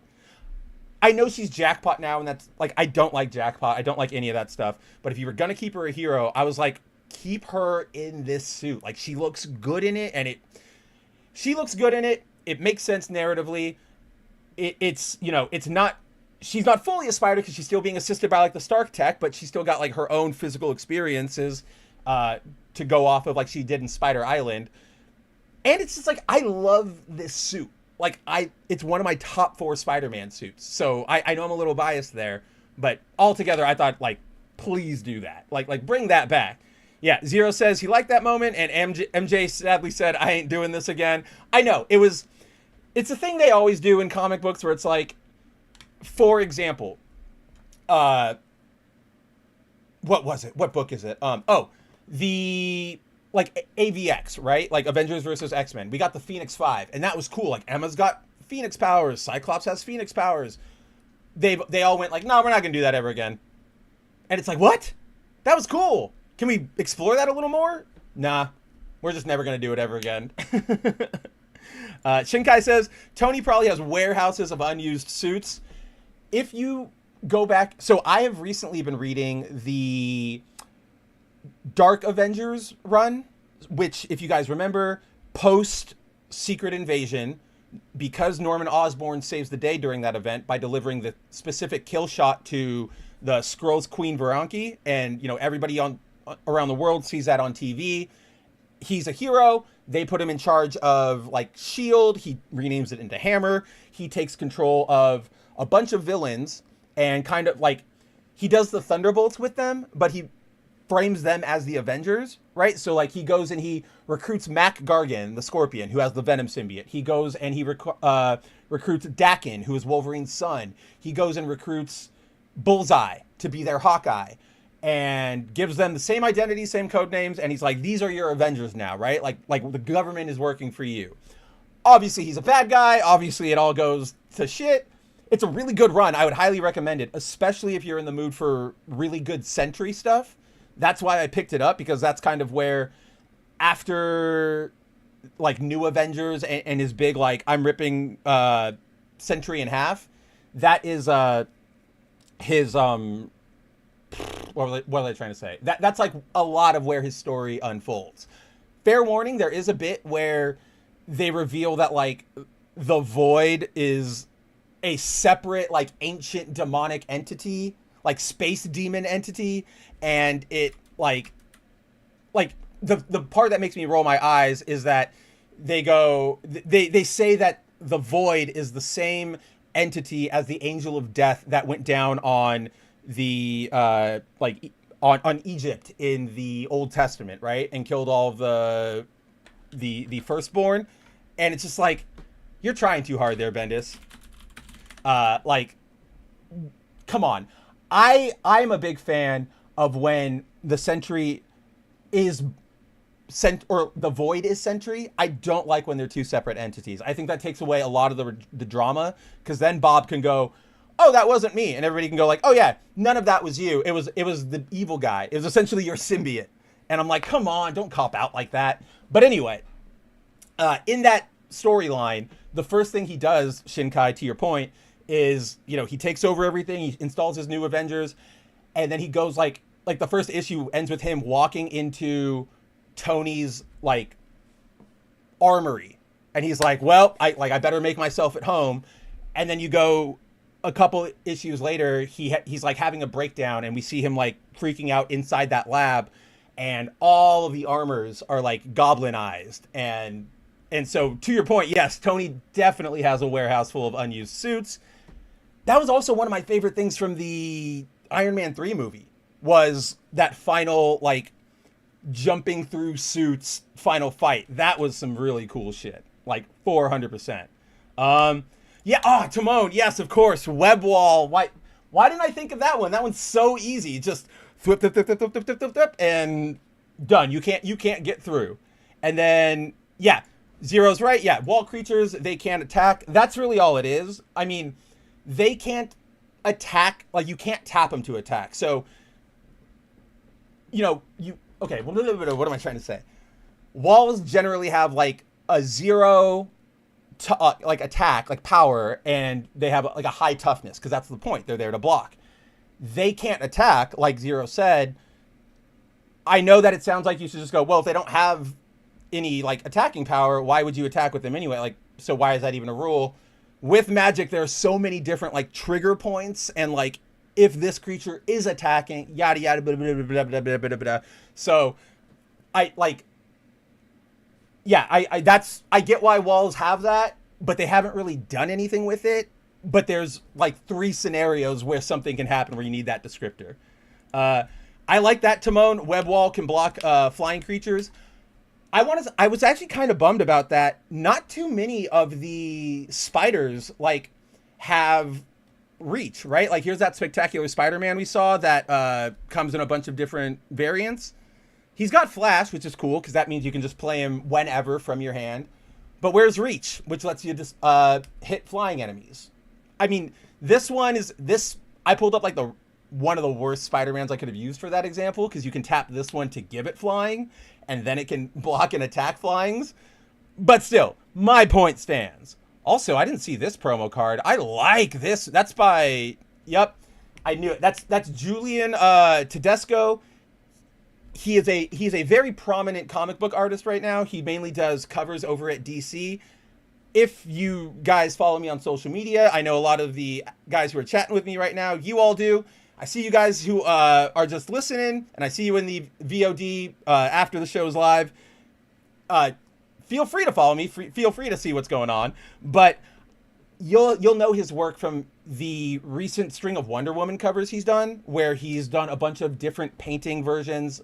Or, yeah, I mean, not like painting, but like in his painted style of like various, or like Diana throughout the years. So like there's one where she is riding her kangaroo in her 1940s outfit. There's another one where she is in her like 90s jacket with the black corset look. There's another one where she is in her like golden eagle 1984 George Perez like armor, eagle armor. That's what I was looking for. And yeah, Tedesco rules. And I really wish I could get this somehow. I don't know what it is. Wizard Play Network. That makes me worried that it is something I have to get like through a tournament or something. And that's a bummer because I don't want to get to the point where I'm like competitive Magic, right? Like Magic's fun and I like playing with my friends, but I don't want to be like, oh, I need to get like 4 copies of this $80 card just to be competitive. Like that's one thing I really hate about lots of competitive things in games, like video games or card games. A lot of these games, when they're developed competitively, there's always like 1 or 2 cards or tech or characters, if it's like a video game, that rise to the top, right? That people just go, they have this one advantage that works in the way the game is played. And then everything revolves around that card. And it's like, I don't like that. That, like, I get it in the competitive set. I understand it. But to me, going out and like fighting, okay, it's going to be 1 of 2 decks this time. All right, it's that one. It's going to be 1 of 2 decks this time. All right, it's like, that's okay. I know the pricing is worth it, but that just seems kind of boring to me. Let's see. What was I going to say?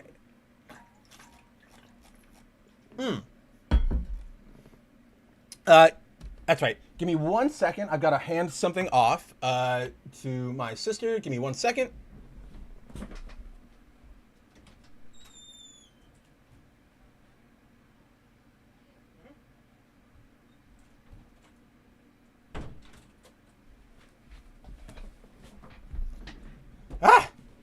Don't worry. In the future, we'll have everything set up, and I'll just be able to hit a button, and it'll give you my old Persona 5 avatar that Andrew got for me. But until such time, we're rolling with what we've got. I feel like it's like super hot in here. Let me make sure I've got the air on because I'm dying. All right. 1 second.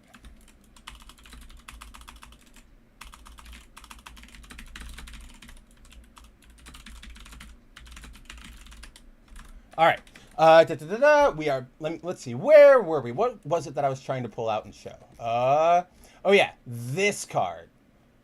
Because remember how like I was freaking out about like, oh, that Ben is going to be so expensive. Oh, that Future Foundation is going to be so expensive. Look at the, like, obviously this one's already, so what this is, there is this really cool set they're doing for the Spider-Man set where each of these cards on their back, they all go together to sort of like, remember the old Marvel like Topps trading cards where you would get one and it would have like one part of a scene and you would kind of like a puzzle, you'd collect them all and put them together and boom, there's the cover to Amazing Spider-Man 300 or whatever. That's what they're doing here with artwork by Jim Chung, who is a very storied Marvel artist. I'm sure you guys have seen him. He's done a bunch of stuff. And J. David Ramos on colors. You can clearly see, obviously, there is a multiversal passage card right here. And it is a good mechanical card, right? As this land enters, choose a basic land type. If you then you may pay 2 life. If you don't, it enters tapped. This land is the chosen type. Any land that you can play and like give it a color, those are always super, super helpful because that can get you out of like mana droughts and pinches. This card, like, I hate that this card is already $50 and I know it's going to get more because like I need this one because literally my 4 favorite Spider-Man outfits are front and damn center on this card. Ben's hoodie, the Final Stand suit from JMS's Future Peter, the Iron Spider suit, and the Future Foundation suit. Like, perfectly crafted Mav one-shot bullet of a card. Like, I need this damn card. God. And I need to see what they're going to do with Ben. Like, today was the first, aside from this card right here, aside from literally this appearance of Ben right here, today's reveal, as we saw earlier, of the Clone Saga card, that was the first time we've seen anything Clone Saga related. And I know Mark Rosewater was joking on the panel where he said, oh yeah, like everybody was coming to give us, do the Clone Saga. How could we not give you guys the Clone Saga? Of course we were going to do Clone Saga. Thing is, as you guys all know, I'm sure, Clone Saga isn't necessarily, like, people know it more now for its, like, the meme of it all, rather than, like, it being a well-celebrated story, right? Everybody know, when you talk comic books and you try to tell somebody how complicated things get, one of the, like, everybody always raises a handful of examples. One of the, like, the Hawk people background pre-Crisis on Infinite Earths, which is why they did Crisis on Infinite Earths. The X-Men's, like, post-80s, like, post-Chris Claremont continuity where things just started going fucking wacky and, like, all over the place. You got Age of Apocalypse and you've got, going out into space with the Shi'ar. Like, it goes wild. It goes, Bleh! And then it's the Clone Saga, because the Clone Saga is probably the best example of everything you don't want to do. So, like, when you do a comic book event, right, or like a long-running storyline, obviously the point is to sell more books, bring readers in. You do an 8-part story. You know that you're going to get, those 8 issues are at least going to get a little bump in sales compared to if you were just doing like a 2-issue story here, 2-issue story here, 2-issue story there. Because obviously the people are going to go, well, I want to see how it ends. Or I've already got 2 issues. I might as well keep going, right? So the Clone Saga, that's one goal is to get more sales, make more money. The other is to, or in doing that, as an editor, as a publisher, one of the things you can do is read the room and you adjust, like, maybe we're going to end an event early because nobody's really about it, or maybe we're going to extend it a little bit because people are really about it, or maybe we're going to bring in another character because we want to boost their sales coming up, or, yada, yada, yada, yada, so on and so forth. With the Clone Saga, it's the best example of, like, business people or like corporate greed getting the best of everybody, right? Because Clone Saga comes out, it fucking sells like gangbusters. Like, do not get me wrong. The 90s, that thing sold, every issue of that thing sold off the charts. Whether it was, like, super directly related to it or it was just Ben in an issue. People were, like, eating it up. However, seeing that, Marvel goes, oh, well, they really like it. Let's keep extending it. Oh, we extended it and people are still buying. Let's keep going. And as we all know, in comic books, when you try to artificially extend storylines like that, what ends up happening is you just start throwing shit at the wall. You just start going, okay, what haven't we done? What do we do? Peter's actually the clone, not Ben. Like you start doing crazy stuff like that. And the Clone Saga, they did that so much that it didn't even conclude. It kind of just fizzled out. There's so many things from that storyline never got resolved. It eventually did, but who was the clone? Was it Peter or Ben? Eventually it was revealed to be Ben. Where is the baby? I bring this up all the time. For those who don't remember, one of the big story beats in the Clone Saga was Peter and Ben discover, Ben is really Peter. Peter Parker is the clone. At that exact moment, or happening in Peter's life at the same time, is that MJ gets pregnant. So they're like, oh, we're going to have a kid. And with that, those two revelations, Peter goes, all right, look, I'm going to go, you're the clone, or I'm the clone. This is your life. I have MJ. I'm going to retire. I'm going to go raise my kid. We're going to get out of here. Ben, you're Spider-Man now. All you. When MJ eventually goes to give birth, she is informed that she has a miscarriage, right? She's on the delivery table, delivery room. Nurse comes over to her, is like, I'm sorry. And MJ wails and she cries. You turn the page, and that same nurse is seen taking the corpse of the baby out of the hospital to Norman Osborn. And it's revealed that the baby is alive. And Norman goes, good.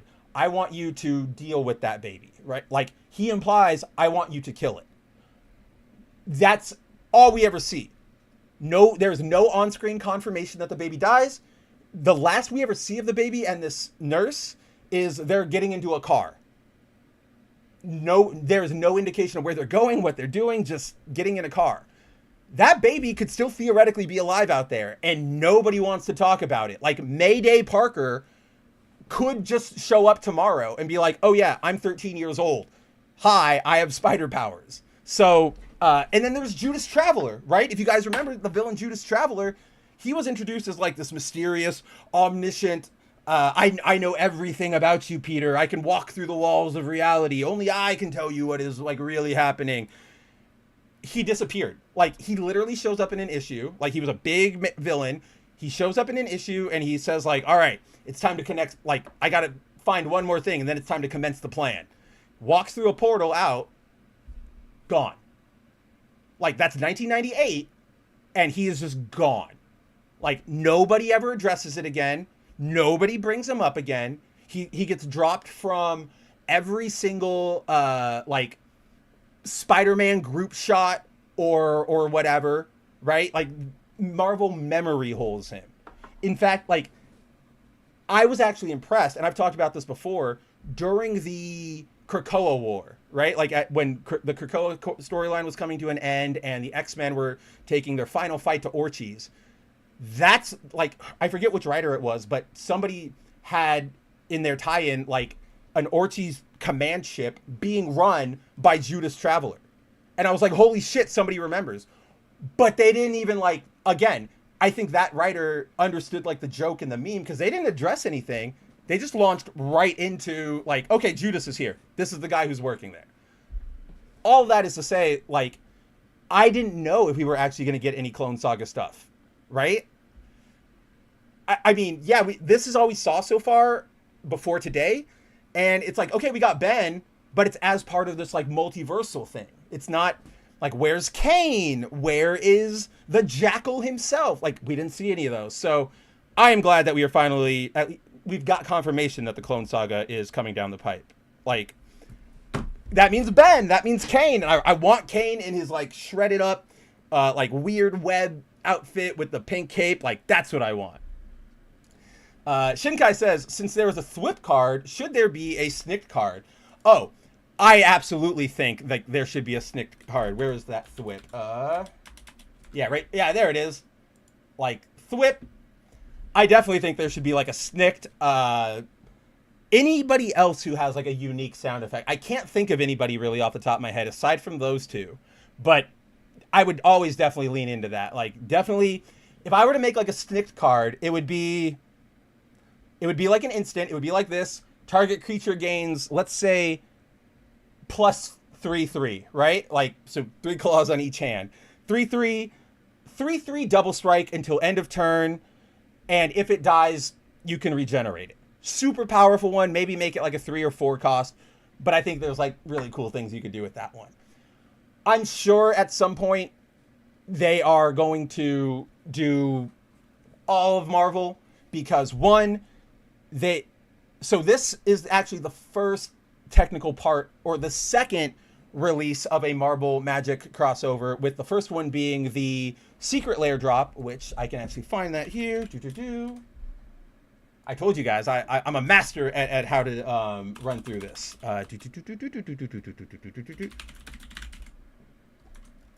Let's see. So we had yeah, so they did a release, I think like a year or two ago, a Secret Lair drop, which if you guys don't know, that is their like proprietary. We release it at a certain time. You have to get in on the internet, wait on like a virtual queue. If you get in, you get it. Hooray, limited edition, never sold again. They released this set, which was their first Marvel crossover, and it was 4 different character crossovers. Side note, this is actually what got me back into the game. Or let me rephrase that. So how do I want to go? Okay, yeah, that's how I want to order this story around. So I used to play Magic when I was in grade school, like a first grader when it was first coming out. I played it pretty I wouldn't say like religiously because I'm still like 6 or 7, but it was one of like my favorite things, like my activities to do, to go with my friends. We do at the lunch tables. I fell out of it for a long time. Like I turned like 7 or I turned like 10, 11 or whatever. Pokemon started hitting. I went over to Pokemon, played that. So basically, you know, left Magic for a while, went to Pokemon, went to the Dragon Ball card game. Then I hit the Mav Dark Ages, as we all know, college, where I didn't have time for, you know, hobby stuff. Then when I finally moved back out, or when I finally moved out to Arizona, where I am now a couple years ago, I have only one physical friend who lives in this entire state. And he's a big Magic player. So anytime we would hang out, he'd be like, "You want to play?" And he'd give me his decks and we'd play, yada, yada. And eventually I was like, okay, I hate you. I hate the strategies you keep using against me. I'm going to make a deck. That deck came about because the Secret Lair drop came out. And I was like, oh, I know what I want to do. And I'll let you guys know what I did. But here we had a Black Panther set, which was pretty cool. We have the Captain America set, which is what I use. I use Captain America for his ability, which is you can unattach an equipment and fling it at up to 3 targets and spread the damage, and the damage is calculated by the total mana cost. There's a card the specific strategy I use here, there's a card called Excalibur, and it's from the Assassin's Creed set, unfortunately, but it costs 12 mana. Now, I have a bunch of things in my deck that I've never paid 12 mana. There's no reason for me to ever pay 12 mana for that equipment. But if I can get it on cap, that's an instant 12 damage. I can crack off on a creature, on a target player, like do commander damage. So I was like, I'm sick of you having a million token creatures to block with and all of these spirits with flying. I'm going to like make it hurt. So now I have Captain America flinging goddamn Excalibur like it's his shield. There was the Iron Man part of it, which actually pretty good, just like in general. You got your Galvanic Blast, you got a Commander's Plate, and then we have Storm, who also got a Jesky's Will, which is an incredible card, as is the Manamorphose, which gives you 2 mana of any color. So they've done all of them to, as I said earlier, the Marvel Spider-Man set has on its like official product like retailer listing. If you go into the like depths of Wizards ordering forms, it's releasing with like there's the Spider-Man set code, so SPM, and then like 60 or 100 cards that have the like MRV or MAV MVL like Marvel set list, which is, we've never seen that before. Even these are just secret lair drop. So I'm presuming these crossovers have done so well for them. Why wouldn't they just go for the rest of them? I mean, rest of the Avengers, rest of the Fantastic Four, do a full X-Men set. You could do a goddamn Inhuman set. You could do a Cosmic set. There's gonna, like, I'm sure we're gonna get more, like, snickety, like, cards. It's coming down the pipe, Shinkai. I believe in it. Hey, what's going on, Punk? He's just showing up. He says he was watching a couple Canadian Football League games from 2006. Hey, I'm glad you do, and I was thinking about this the other day. Like, I wish I could go back and watch old sport games, but, like, a lot of that like, the mystique is already ruined for me because I know what's going to happen, and I'd rather read, like, post-game reports or see, like, how they improved, the strategy. I'm not denigrating anybody. I'm saying I wish I could sit, because, like, there are so many games up of various sports, guys. If you need any background music or sound, go on YouTube, type in a sport, hit play, something will come up. Let's see. Oh yeah, and then they had like a special arcane signet, which was Avengers Tower, and then yeah, there's the Wolverine set where I just built a deck with this leader card with this Wolverine. Basically, his thing is, if you add a counter, or you deal double damage whenever Wolverine attacks. Whenever Wolverine gets a counter, or whenever he deals damage, he at the end of that turn, he gets like a 1/1 counter on him, and then he has regenerate, which is, if he dies in a turn, I can just pay 2 mana and he comes right back onto the battlefield. Like, he technically dies, but he, like, well, you can see the card text. The next time he would be destroyed this turn, instead tap him, remove him from combat, and heal all damage on him. Like, it's basically the most annoying way to keep him alive.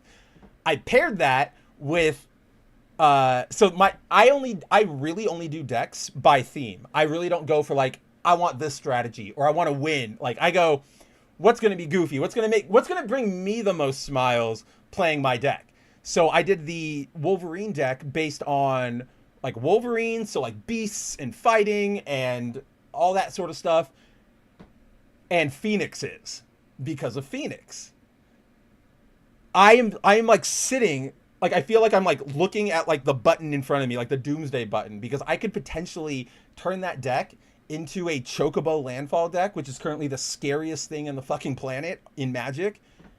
And if I combined that with Wolverine and all the other tech I have in that deck, like, I get nasty sweaty, and I don't want to be that guy who shows up at the table and it's like, oh fuck, here comes Mr. I'm gonna try too damn hard with every turn.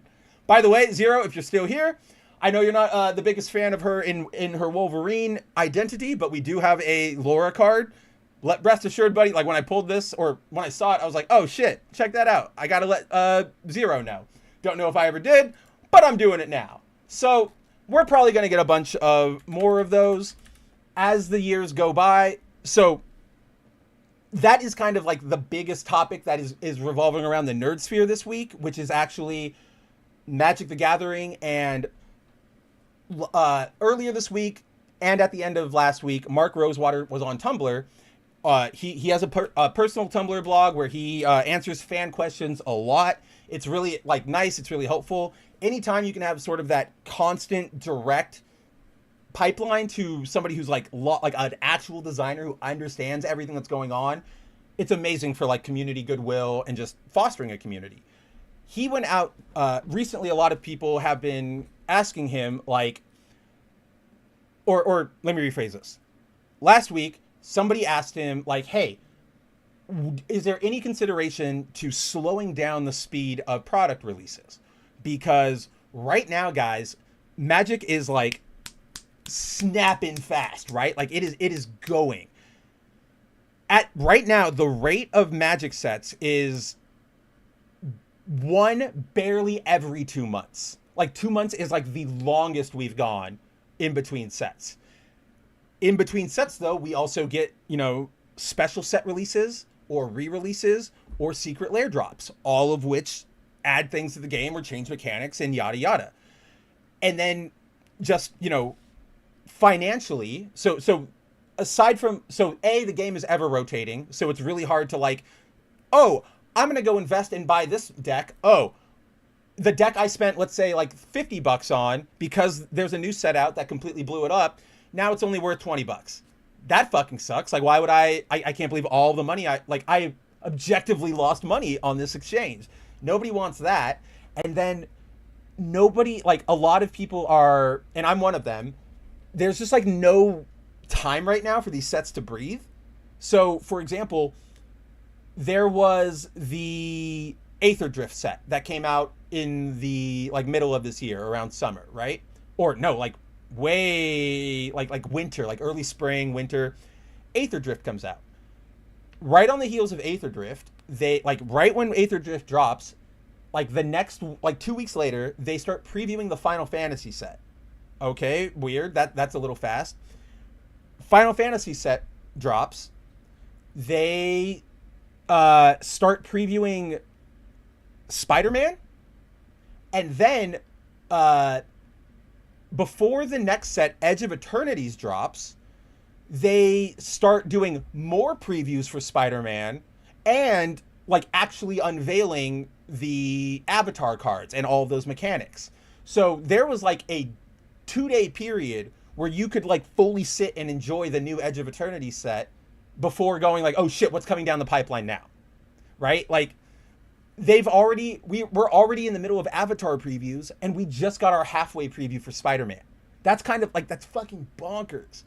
So a guy reached out understandably and he said, is there any thing to maybe like slowing down the speed, because this is just way too much. I can't even keep up. Like I had to pass on all the like Final Fantasy set because it's just too much. And if I want to keep playing the rest, like how am I going to split my money? And Mark Rosewater, he communicated the response well. Even if it wasn't necessarily the one everybody wanted to hear, he basically went, I hear you. Like, I understand. I deeply, like, I hear you. I know what you mean. And I sympathize. However, our internal data here at Wizards, at Hasbro, shows we're killing it right now. Like, these cards, even though they're coming out at rapid paces, people are still buying them. People are still, like, they're still flying off the shelves. We're still struggling to meet demand. So, I hear you guys in the communal sense, but from a business standpoint, this is gold for us. Like, we're going to keep doing this, right? And then off of that question, another guy asked, like, or, a big running debate in Magic for years now has been this existence of Universes Beyond, which are the various crossover sets for Magic. The first one, I believe, was, well, it's here. It is the Walking Dead one, wherever that one is. Let's see. Yeah, so what year did these guys drop? 2020. In 2020, we got our first Universes Beyond crossover set, and it was this one based on the Walking Dead. So where Magic previously, every card, every release, every product was original characters, original lore, based on Dungeons and Dragons, because the two IPs are closely linked and both run by Wizards of the Coast. Here, we started getting not just a crossover, but one that completely shattered the illusion of what Magic is, right? Because Magic, when I say Magic to you guys, we think sword, sorcery, maybe high fantasy, because Magic is made of different planes. That's their multiverse. And, one plane might be more mechanically inclined. The other one is ancient Egypt themed, things like that. But they all still were connected by the sense of like shared fantasy. You bring in, Rick, Daryl, Glenn, Michonne, and Negan. Well, these are characters who don't have anything to do with fantasy. Like, they exist in our modern times right now. They're just regular people using regular guns, and they're from a completely just like what the fuck IP to do this crossover with. If Wizards wanted to avoid this, I think they should have done something to start, like, this is where they should have started with like Lord of the Rings or Final Fantasy or something fantasy related, right? Because I think having Firion from FF1 as your first crossover character is much more of a like easier pill to swallow than goddamn Daryl, right? Like it's just, especially because there's another layer here. These are based on the TV versions. So these are actual real world people we're looking at, right? Like we're looking at, that's Steven Yeun there on the Glenn card. So that breaks our immersion even more. Obviously off of that, they, we've had Evermore. I don't know. I'm just going to look for something for us to land on. I'll go here because I know we all like Sonic. So yeah, from The Walking Dead, we've gotten massive, the crossovers just keep coming. We've had crossover, whether they're sets or secret layer drops. We've had crossovers with Warhammer 40K, Doctor Who, Lord of the Rings, Sonic the Hedgehog, Final Fantasy. We're getting Spider-Man. We already had Marvel. Just like property of Fallout had an entire set all to its own. Oh gosh, I'm forgetting like a big one in my head, and I don't know. It will come to me. I swear it'll come to me. I know it's not Final Fantasy because I said Final Fantasy, but SpongeBob. That's literally the one I was trying to think of. The SpongeBob set, which by the way, I consider the most like insulting release we've gotten in a long time. And also, this is what's wrong with a lot of like Americans' relationship with pop culture and like the media, or not even pop culture, but like media. Because these cards here are, you can all see it, like they're all memes. They're all based on various meme shots. They're high def redraws of just that same screenshot, and they sold it.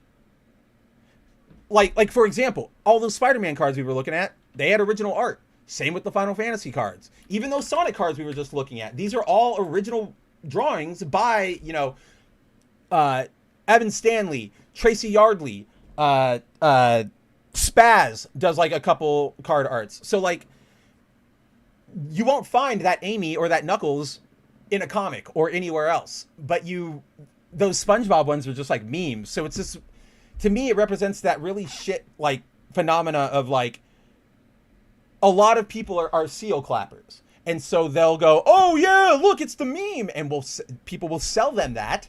And it's just this awful cycle of like, you're missing the point of why we like these. It's not, once a meme becomes like used in a corporate sense and is being sold to you in any way, it's no longer a meme, because that memes are inherently a grassroots social thing. Think about when everybody was getting their smartphones in like 2012, 13, and think of that. How many posts did we see over the next few years of people who'd be like, here are 4 photos of me, meme them everybody. And it's like, that's not how it goes. Memes come from like, oh, spur of the moment. And okay, I'm not going to sit here and explain meme mechanics. I'm sure everybody watching understands like how memes work. But with that, so yeah, Universes Beyond, ever more crossovers. A lot of players have understandably and, rightfully, I would actually say, voiced like, hey guys, can we scale it back? Like, what are we, like, this is too much. You're ruining like the identity of Magic. What are we doing? Can we give it a break on the secret layer or the Universes Beyond for a little bit? And look, I am in the camp of, so I would consider, how do I want to frame this? So how I'm about to describe this is my relationship to Magic and Universes Beyond is how I sort of feel most people should conduct themselves in this scenario, let's say, right? So given everything I told you, yes, I started playing Magic when I was a little kid, but I took a major gap off, and I came back into this game well after Universes Beyond, well after it was in its current form. I personally like the Universes Beyond. I like having a shiny card with Sonic on it. I like being able to go, oh, I'll play a game with Cloud, and also he's going to fight next to Captain America. I like that. However, I also recognize that I am not the fandom, the player base. I'm not a veteran. I'm not the one whose opinions should really hold more weight to ever. Like, if to the veteran players, because they're the ones who were here, who made it what it was, who helped shape it into what it is. So I like Universes Beyond. I don't ever consider myself in the right spot to say, like, let my opinion be one of the strong ones. And I'm also very accepting and aware of the fact that, like, it's not popular among Magic players. I get it. I understand why it's bad. I know, and I kind of agree. I personally still like them, but I can recognize why it's bad. And I can defer to the people who are experts here, who have, for lack of a better idiom, like they were born in the darkness, they were molded by it, than somebody who just, oh yeah, I started playing Sonic the Hedgehog games 3 years ago. Let me give you my, like, this is what every video game and Sonic depiction should be. No Sonic and Amy as boyfriend and girlfriend. No no evil Eggman. No Shadow being evil. No Rouge Booby. Right, like that's not my spot. And so that all said, back to Mark, in that conversation he was having about releases and timings and everything, people were asking him, are we going to slow down on that? Like, can we chill? And he said basically, like, no. Like, these cards, again, are flying. People love them. And according to our data, it is players both, like, all, like, core players who are in the game and, like, both new players and returning players. Like, the Universes Beyond set is doing exactly what, in a business sense, anybody would hope it would do. It is getting more people interested in the game. It is blowing up its profile. And most importantly, it is filling up the fucking bank for Wizards of the Coast. Yes, that comes at the expense of some community satisfaction and cohesion.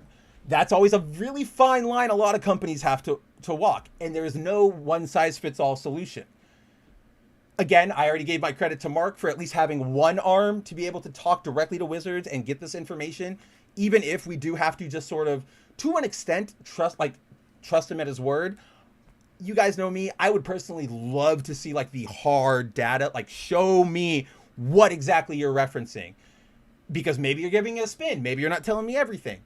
And that's not malicious. That's just sort of what any business does when they're trying to talk about, like, to inspire confidence in what they're currently doing. I get that. But obviously, like, the players' dissatisfaction's rising, but that Mark came out and he said, like, I don't know what to tell you. From a business sense, this is working. I hear you, but what are we supposed to do? All that to say, I know this year alone, we had 3 regular sets and 3 Universe Beyond sets, which are Final Fantasy, Spider-Man, Avatar: The Last Airbender when it finally drops.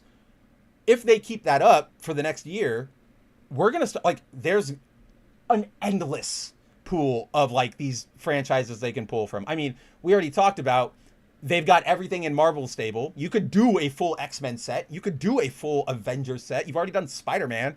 You could do, I am pretty goddamn sure at some point in the next, like, year, if not 2 years at the max, we're going to get a Power Rangers set of sorts, because Hasbro owns both of those properties. I don't know how it hasn't happened yet. We have transform mechanics in like Magic the Gathering. It's all set up for it. So yeah, I'm sure we'll get Marvel, more Wolverine, more Avengers, more of that. But then I also think, like gloves are off to what could cross over with Magic the Gathering. Transformers has crossed over with Magic the Gathering. Street Fighter, I have them up on my wall here. Street Fighter, Godzilla, like, possibilities are endless. So obviously, I'm a dork. I love a bunch of different dorky, nerdy accoutrements. So you will unfortunately be bombarded with more Magic in the future, whether you jerks like it or not. More openings, more preview streams, more me complaining about going broke. Because, like, I luckily spent MSRP on the Final Fantasy stuff, right? Like, I got a booster box. I got the starter kit. I got all 4 booster decks, both regular and in their collector's foil edition. I ordered those like the goddamn minute they went up on Amazon, right? Pardon me. So I got them for like, yeah, MSRP. My booster box was like 180 or like 170, where like I think MSRP should normally be around like 140, and then now those boxes are selling for like 200 minimum. So I already spent a lot of money there, even just getting the bare minimum. Like with Spider-Man, I love Final Fantasy, but I'm lucky enough to go like Final Fantasy 7. I love it. I have enough cards to say like I've got my set. I don't need to go out and buy like the super duper new art ones, right? But damn it, with Spider-Man, like they're gonna get me. Let's see. Zero says there's a reason why people take. I'm not talking about Ian Flynn and his writing right now, Zero. All I'm saying is that he drew some cards for this set, right? Like, and we got new art for it. Let's see. Hey, Lazy, how's it going? Lazy asks, what would your opinion be on a Dragon Ball Z collab? So, I'm kind of torn on it. Oh, and hear me out here. As always, with most ideas, I think there can be a way to execute this really well. I fear that my main fear with a full Dragon Ball set is that the art is going to go fucking wonky, right? Like and that's because up until the Final Fantasy set, I think they tried really hard with Final Fantasy, but you can also see the more Western art influence on Final Fantasy's character designs. Like even Sephiroth, yes, he's a Bishonen, like he's a Bishi boy, but you can easily translate that into like the Western archetype face of Dorian Gray, right? Like the slim deviant or like hedonist. That's what I'm like. We have those things. With anime, the proportions go way off, and that sort of like sends people into a tizzy, and they don't ever really know what to do. I have my favorite example here, which is they did a couple sets last year. They did 4 sets, one each season for Hatsune Miku, and they had a bunch that looked really good. They had like Japanese artists or artists who understood anime, and then they started getting just off the rails, and we got. Like, this is my favorite example of what I'm talking about here. This artist, Fariba Kamesh, they make a lot of different, like, they've done art for Magic before. They're a talented artist. You can see it in the pieces, like, technicals here. Or, yeah, in its technicals here. But you can tell somebody said, oh, Hatsune Miku is an anime thing. And he just went, what is anime? Big eyes. Boom. So, like, you would need somebody who really understands Western art and Eastern anime art to do your art style, because otherwise you're going to go like, you're going to get this, or you're going to get like hyper over realistic Raditz and like Gokus and stuff, and it's just going to look like it's going to be weird. Mechanically, I think it could work. Yeah, given their transform mechanics. I mean, we already have from the Sonic release set, we have like, oh, I went too far back.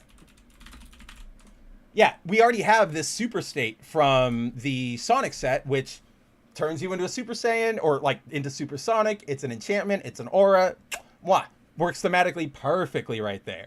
So I would want to, I would want to see them show me the cards and be like, what are you planning to do with the Dragon Ball set before I would like really go in on it. To that end, whenever I talk about what do I think is coming down the pipeline in the future as far as crossover sets, I regularly do avoid mentioning a lot of anime because Bandai Namco's ecosystem over there already encompasses so many of them. Dragon Ball's got 2 card games right now. One Piece has 1 card game. Gundam has its own card game. What was it? Union Arena is a giant crossover system that each set is based on a different anime or manga. So Bleach is in there. Hunter x Hunter. They're about to drop a fucking Evangelion set that I'm going to lose so much money on because I don't like that game or play it, but goddamn if I'm not going to get some Evangelion cards, you know what I mean? So I like lay it on me. Let's see what you could do. If they did a set, I will admit though, if they do a set, there could be something really cool there with the chase cards being all 7 Dragon Balls. And then if you wanted to like even up it and be super greedy wizards, you could do like, that's the chase set in the regular Dragon Ball set. And then on your secret lair drops, you can do another chase that's like the Dark Star Dragon Balls, right? Like find those 4 or 5. I don't even remember how many there were. 6, 7, I think 7, but either way, things could be done. I could see the vision there, Lazy. Guy, I wanted to mention this, and Lazy just like brought it back to my attention because he was asking about that stuff. I really hope, or like this time stone, right, or this soul stone right here, I wish instead of like this all being foil, I wish each stone was this same art, just with each like stone in a different spot, and only the stone and its like smoke would be foil, right? Like spot foil that thing. That's gonna look cool. Like I would want that. Also, that reminds me, of course we're gonna get way more Marvel sets, because if you guys caught what they said, they did like a little like on stage during that presentation. The Mark Rosewater and that woman, I forget her name, they said like they showed the Soul Stone, and she said that's the only one in this set. And he was like, well, this one, like, only in this set? And she's like, yeah, no, that's the one you can get in this set. And then Mark Rosewater was like, but we'll eventually do all of them. You got to do at least 6 more releases for that, unless you do some weird secret lair thing. But, yeah, we're definitely going to get a bunch more of those. Freaking Punk says, I never got the appeal of card games like Magic and Pokemon. It's a, it's strategy. That is a lot of where, like, at least my love of the game comes from, because it's about, tactics, and I'm setting up this mechanic, but, oh, my opponent's doing this. How do I counter that and get ready for this? And just, it's sort of like being a coach, right? In sports, your cards are your team, and you're going, all right, these are the plays I want to run. How do I play them better? Oh, maybe I need a different player. Maybe the player I have for, rushing the ball, and in our metaphor, that would be like my really cheap first striker. Maybe I actually need somebody who's like still cheap, still fast, but maybe a little thicker with a little more power and toughness, because I need them to push through the defensive lines in our division. And our defensive lines are some of the strongest in the league. So that's what I really like about it. I'm a big, like, I guess the system you could call it is like, I love wargaming, where, it's strategies and tactics and like 4X games, like Crusader Kings. In theory, I love those. I can't get into those because there's just too many fucking moving parts. And it's like, I really don't want to focus on sewer management. Like, that's really not what I'm into. But when I'm like playing and I'm fighting, there's something there. And then again, kind of what I brought up earlier, at least in my case, I really like, seeing the characters. I like being, there's a sense of happiness I get from going like, oh, I play Cloud Strife, and I equip him with Captain America's shield, right? And Shadow's air shoes. There's something I like about that. In my head, like, I have a very active imagination, so I can like imagine like Captain America or Cloud like sliding on the shield, putting on those boots, and then like Iron Man rushing through a bunch of Shinra guards. Let's see. Yeah, Punk also says, I'm not used to seeing a GMU stream earlier than normal. I broke this down a little bit, Punk, earlier, before you showed up. It's actually, I started early today because of the Marvel preview event, but also kind of off of our conversation from last week, you and me, where you were like, that's, that time slot's kind of rough for your viewers, and clearly you've been missing it a lot, so like, what if you switch it up? So we're giving it a roll at 3:30. We're seeing if this works a little better for everybody, and I'm kind of enjoying this slightly earlier time zone. Shinkai says, when did Groot turn into a Chia Pet? Yeah, those let me pull those back up. Those oh wait, can I do it by art? Art Groot. Yeah. So each one of those 4 Marvel sets came with a Groot card. And then there was like 2 extras. But anyway, everybody got all of these ones except for, I think that Abundant Growth right here. I think that's a chase card. But the rest of these, everybody got them. They're obviously to mimic whichever specific set it comes from. So like Sculpting Steel, it's for Iron Man. Unnatural Growth, the Chia Pet one, that's for Wolverine. They're cute. They're good artworks. These are actually some really good reprints. I just kind of hate the memification of Groot. Like I understand like why people loved Baby Groot. I see the appeal. I'm just not a big fan of that turn for the character. When I first met Groot, kind of like my big problem with Star-Lord nowadays, I met them back in the 2008 like Annihilation era Guardians of the Galaxy. In that run, that was like a generational run for me. Like that really clicked with me in my high school years, and it like opened my eyes to like, oh, comics can be more than just like superhero. Like, yes, it's still superheroes, but it's going cosmic, and we can talk about these high level concepts, and something about it was just like perfectly primed to one-shot me. So that, with that being my Guardians, Star-Lord he was fucking like, when he got reintroduced. So Star-Lord introduced into Marvel like 1978. Long time he's in those like Marvel Fanfare, Marvel Tales, Marvel magazines where he has a short story or a short comic, and that's where he kind of like lived out. After a while, especially with the like real takeoff of the, more of the like once superheroes became like that definitive genre for Marvel, and they've started moving from like space and murder and horror and all and romance, Star-Lord kind of like fell into the pages of just obscurity. When he came back, it was during Annihilation, where Richard Rider found him fighting alongside the leftover prisoners from Prison 42, the Negative Zone prison that Reed Richards set up during Civil War. He's fighting there alongside them because after the Civil War, Reed and Tony and Hank, they just left and said, fuck it, like, good luck to you. So this Star-Lord is like pissed. He's like crotchety. He's angry. He's fucking half human. He like got brutalized so bad in the prison that he's a half man, half robot. And he's crotchety. He is thrust into that position of leadership for the Guardians because they all, like, in classic ragtag fashion throughout that Annihilation era, they just run into more people who join the club. But they look to Peter because he's like a veteran, and they go, you've been at the space thing for a long time. Show us what you've got. And so in those early depictions, he's much more of a classic Han Solo, right? Like, what the fuck am I doing here? Like, I don't want to do this mission. Like, you guys go take care of that. You're the government. And then it's like, well, you have to go do it because only human, blah, blah, blah, blah. Like, oh, fucking fine. Like, fine, let's do it.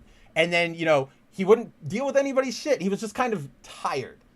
And then with Groot, he was, for those who don't know, Groot was actually introduced way back in the 60s as just another monster from outer space, right? The wee wee like era of like of alien Americanism. And he was just a big old monster, showed up in Tales to Astonish, ran away, got defeated, boom. When he shows back up in Annihilation, he only speaks, I am Groot, and nobody understands why, but he's not like a child. It's actually kind of accurate to the first movie where they go, he's speaking, but his chords are so different that it's only coming out as that one expression.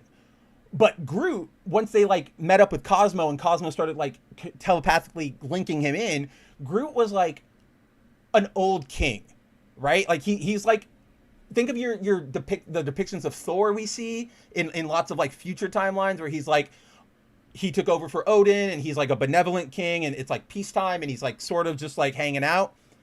That's kind of like what Groot was. So he still had like that regal air about him and he carried himself like a king, but we all got that humor off of like, all he can say is I am Groot. Movie comes out. Don't get me wrong. I love the movie, but they took the MCU versions of them and transplanted them into their comic versions. Very common. We talk about this a lot. So gone was, Han Solo, crotchety, cynical Peter. And now we have frat boy, dumb shit, meme lord.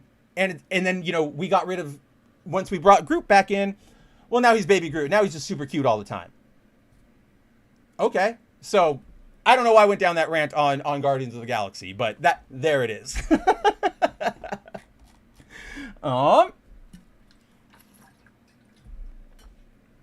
Yo, Volume Dealer! Yes, early there was a Magic the Gathering preview event that I thought would be fun for us all to hang out and watch. We did. It ended. So now we're just having our regular show. Punk says, I'm going to watch the Thunderbolts on Disney Plus sometime tomorrow, and the new Red Sonja movie, I'm going to rent that from Vudu. Good. I hope you enjoy Thunderbolts. I really, really, really like that movie. It's like a sleeper MCU hit to me. I don't expect any of that quality to continue going forward. Absolutely not. But we got lucky with that one. Like kudos to Jake Schreier. Like you nailed Thunderbolts. So I hope you enjoy Thunderbolts. I gotta check out that Red Sonja movie. I forgot it was even coming out until like earlier this week when somebody was like, it's out or it's coming out.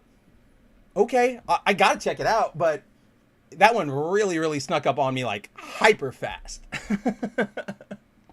All right, so with all of that magic talk sort of out of the way, obviously, guys, one of the main, as I am want to say very often, repeat very often, the point of this whole show is to remind you guys to give you the space. We hang out all week in just total negativity.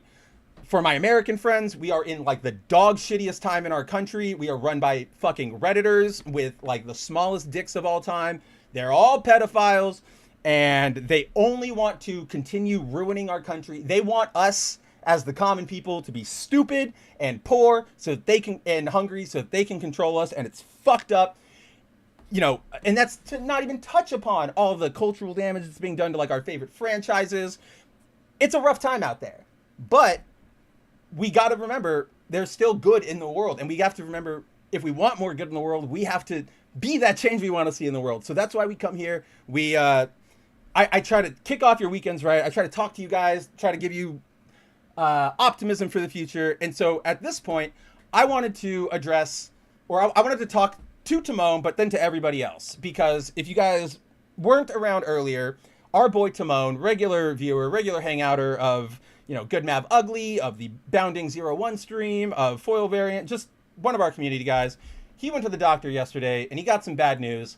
They informed him that he, even after losing 50 pounds, he has type 2 diabetes. And I know right now, as he was telling Shinkai earlier, it's a rough time. Obviously, like, I don't have diabetes, and I don't know if anybody else out there does, but we've all been we can all understand that situation of just getting that, like, life-altering, like, wow, I can't believe, like, that's the big change I'm going to have to make. And Timon did mention that at this point, he has to go on a super restrictive diet that is basically only meat. So, I want to say, like, dude, my heart goes out to you. I know that sucks. Like, I can't even imagine. My parents both kind of had that same development. They weren't, like, primed for diabetes, but then they, like their lifestyle and their eating habits weren't good. So it, like, what is it? Onset adult diabetes. I know that with, like, proper dieting and proper, like taking care of your health and stuff and, like, effort, it's possible to either get that shit, like, really heavy under control or even send it, for lack of a better word, into a sort of diabetes remission. It's not gone. You're still at risk for it, but you start, like, not being on that edge of everything is going to cause a spike or a problem. However, all of that aside, because we have no idea if that's how any of this is going to work out, I know right now, like, it's a shitty feeling. You have to make this massive change, and it's a really hard change, right? Like, meat only or like just basics. Guys, try and go out anywhere. Everything comes with a sauce or a seasoning or is cooked in like a tallow or an oil. It gets really, really hard. And so I actually, like, I say this because, and this is why I wanted to, like, take this moment to highlight it. I actually can speak to this or something similar to this because I had to go through something like this when I was in college. So I may have told the story before. I'll probably end up telling it again. But when I was in college, I woke up one day and I started feeling like it was out of nowhere. Just, I was fine one day. I woke up. I had this awful like nausea in my gut that just would not go away. It felt like I was constipated and hungry and gassy and like about to throw up all at the same time. And it was constant. It was there. I'm not saying like, it's not like I would eat something and it would flare up. It was, I woke up in the morning and that is the first like thought that registers is like, I feel like awful, like dilapidated. Like, I don't know, am I going to be able to like burp it out or shit it out or fart it out today? I have no idea. And so obviously it wasn't going away. We tried all the normal remedies, you know, over the counter stuff, you know, just, oh, maybe cut back on junk food, da, da, da, da. None of that stuff really helped. So eventually I had to go to a doctor. And because of how, what do you call it? Like wide ranging the symptoms of like GI stuff can be, it's very, very hard to lock in what specifically is going wrong with a given individual in their stomach. What are your symptoms? I'm nauseous. I'm gassy. I don't feel good. That could be anything from fucking ass cancer to you ate a truck stop burrito. We're going to have all that to say, if you go in for that, you have to like, you go in, you hope you're going to get it done soon, or like they'll find something soon, but there's a good chance, like what happened to me, where you have to spend months just going through the rigmarole, trying everything, running tests, and finding nothing like working. And just like, oh my God, like what is it? So I lived with this for like 2 years. Like it was fucking awful, guys. Like I could not move. I couldn't, it was like affecting my mentality. It was just all like bad all around. Eventually I learned, like we got to the bottom of it. And what happened was in our stomachs, we, among all the things that help us digest, we have yeast, like active living yeast. And that helps break down, you know, certain proteins and carbohydrates, all that fun stuff. Normally it's just supposed to hang out in your stomach. For me, it started growing up my like intestinal tract and like going in towards my lungs. So it was like eating my inside and like creating gases all over. Like it was really bad. Once we found that solution after like 2 years, after we found the source, the solution was I had to essentially starve it all back to zero, right? I had to starve out all the extra yeast and get it to the point where only the active like needed yeast is populating, because that like once the mutant strain is killed out, you're good, or you're, if not good, like I don't know if it'll ever flare back up. I still have a weak stomach, but I think it's related to a bunch of other things. But regardless, so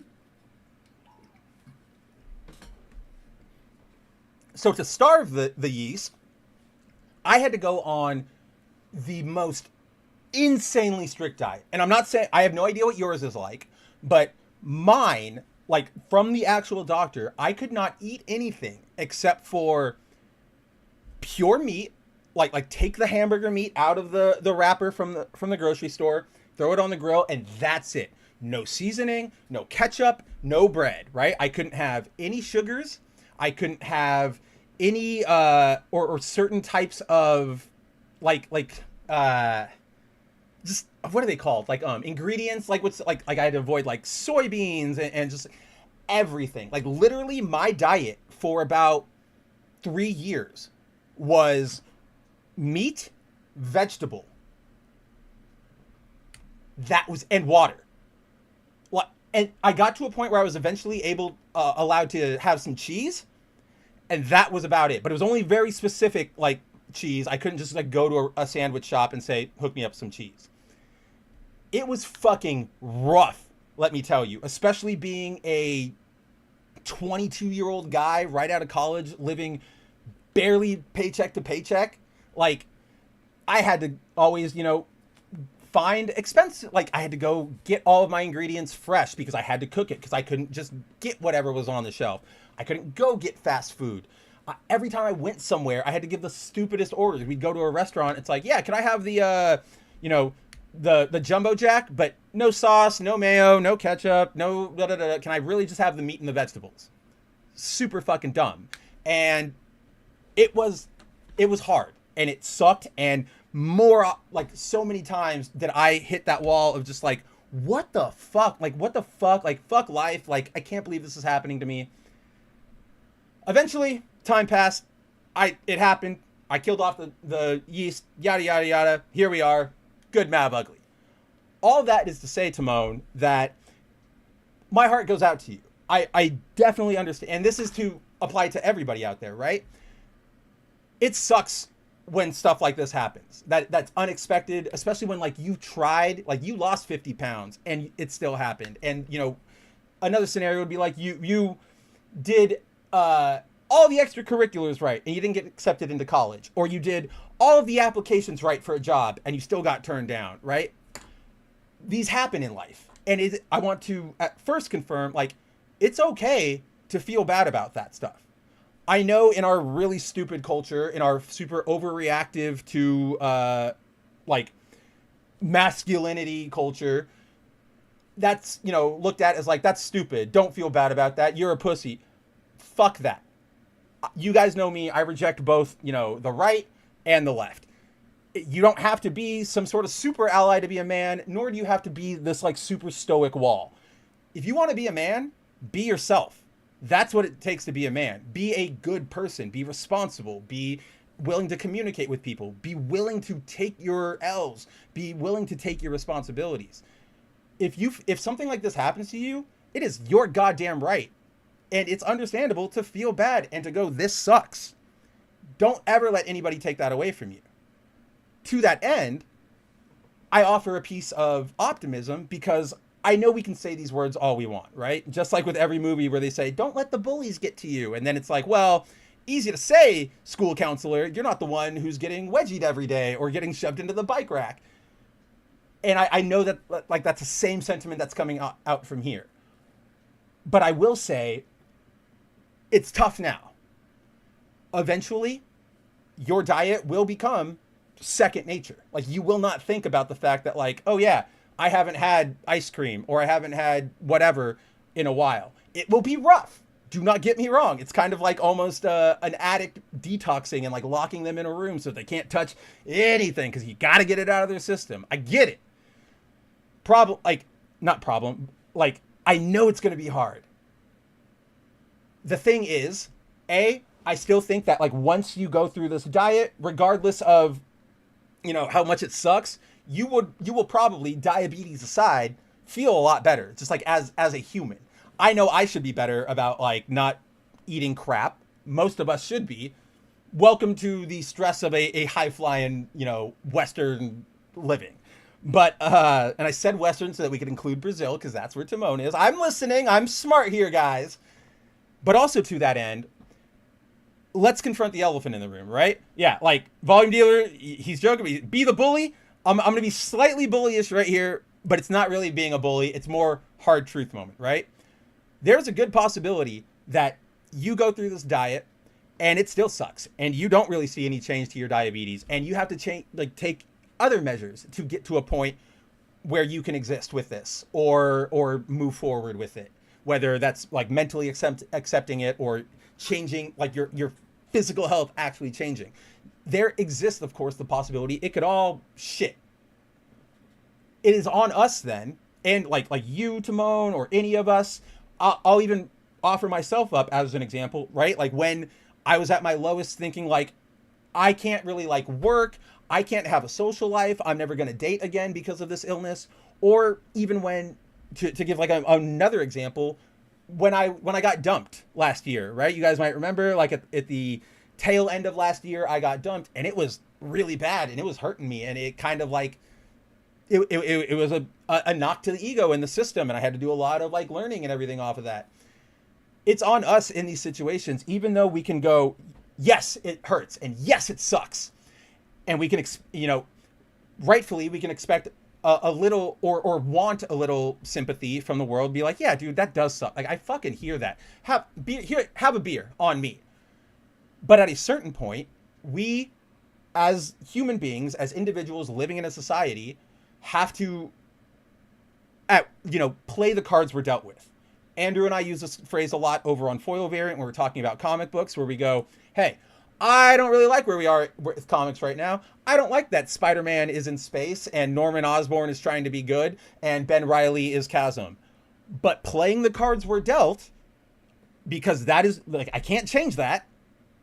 And, like, it was a good issue, or so on and so forth, right? So the important thing here is we're here for you, right? Like, we all sympathize. You have a community, whether it's, like, the general GMU community here or the Discord community, or just like your individuals here, like me or Shinkai or Zero. You've got community. You have our sympathy. We hear you. We want to be there for you. I just caution, don't let it become a thing that defines you. Yes, it sucks, and it's okay to go, yeah, this sucks, and rah, rah, rah. But you don't use that as an excuse to start being like, yeah, this sucks, so fuck you, right? Like, I'm unhappy about this situation, so I'm going to take it out on XYZ. If I can't, eat this, why can't any? You don't want to do that. Because at the end of the day, that might give you like a second twinge of satisfaction, and you'll go like, yeah, told that bitch. But it's just going to make you even more miserable. It's not going to help you. It's going to push people away. It's going to make you internally just continue living in that idea that life is a, what's the right term here? Damn it, I saw the term earlier and I was like, oh, thank you for reminding me of that. That's exactly what I've been looking for, and now I forget. But basically, don't look at the world as, there's only so much out there, and life and experience and satisfaction and happiness and all that, it's not in short supply. Just because somebody else might have an easy time and get happy doesn't mean they're taking it from you. It's still out there from you, right? So that's basically why I wanted to highlight this, which is this is a terrible thing, right? Like, it sucks for what the hell is my Final Fantasy hair doing over here? And for one of our boys, one of our friends, our hearts go out to him. And I just want you all to know, it's okay to feel bad. It's okay to feel sad. Just for your own health, for your own quality of life, make sure that at the end, once you've gotten it all out, you don't start taking it out on other people, and you look at the cards you have. Because you could sit here all day and go, I hate you. Why should I try anything? Oh, nobody's going to love me because I've got diabetes, or my yeast is all over the place, yada, yada. You can do that all day. And, people could go, okay, I see the argument, sure. But, is that going to make you happy? You don't really want that. You're just sort of saying, because I do this, guys. This is where I'm saying, I'm not trying to talk like I'm better than anybody. I'm speaking from experience. I'm trying to put myself out there so that you guys can be okay, getting into this. I do that all the fucking time, where sorry, hold on. I need water so bad.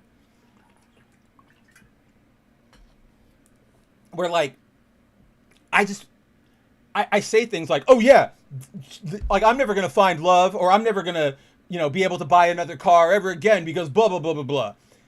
And then I don't really like when somebody goes okay, yeah, so okay. That's never satisfactory. We don't want necessarily somebody to confirm that. We almost are unhealthily fishing for somebody to tell us it's wrong, right? But sometimes you hit that wall and you go, yeah, that is true. And there's nobody who can tell you it's wrong, and there's nothing to blame. And it's at those junctions that you have to go, all right, that it is true. There's nobody else to blame. It's on me. Do I now lash out and refuse to take responsibility? Or do I sit here and go, all right, what's the best hand I can assemble with the cards I've been dealt? So, yes, life sucks, guys. It's fucking awful. But we have it in us to be positive, to find the silver linings, even in the shittiest cloud of raining down shit. You know what I mean? So, all that to say, Timon, we love you. If there's anything we can do for you, let us know. What the hell, camera? Why are we wonking out like that? I have no idea. Pardon me. Let's see. I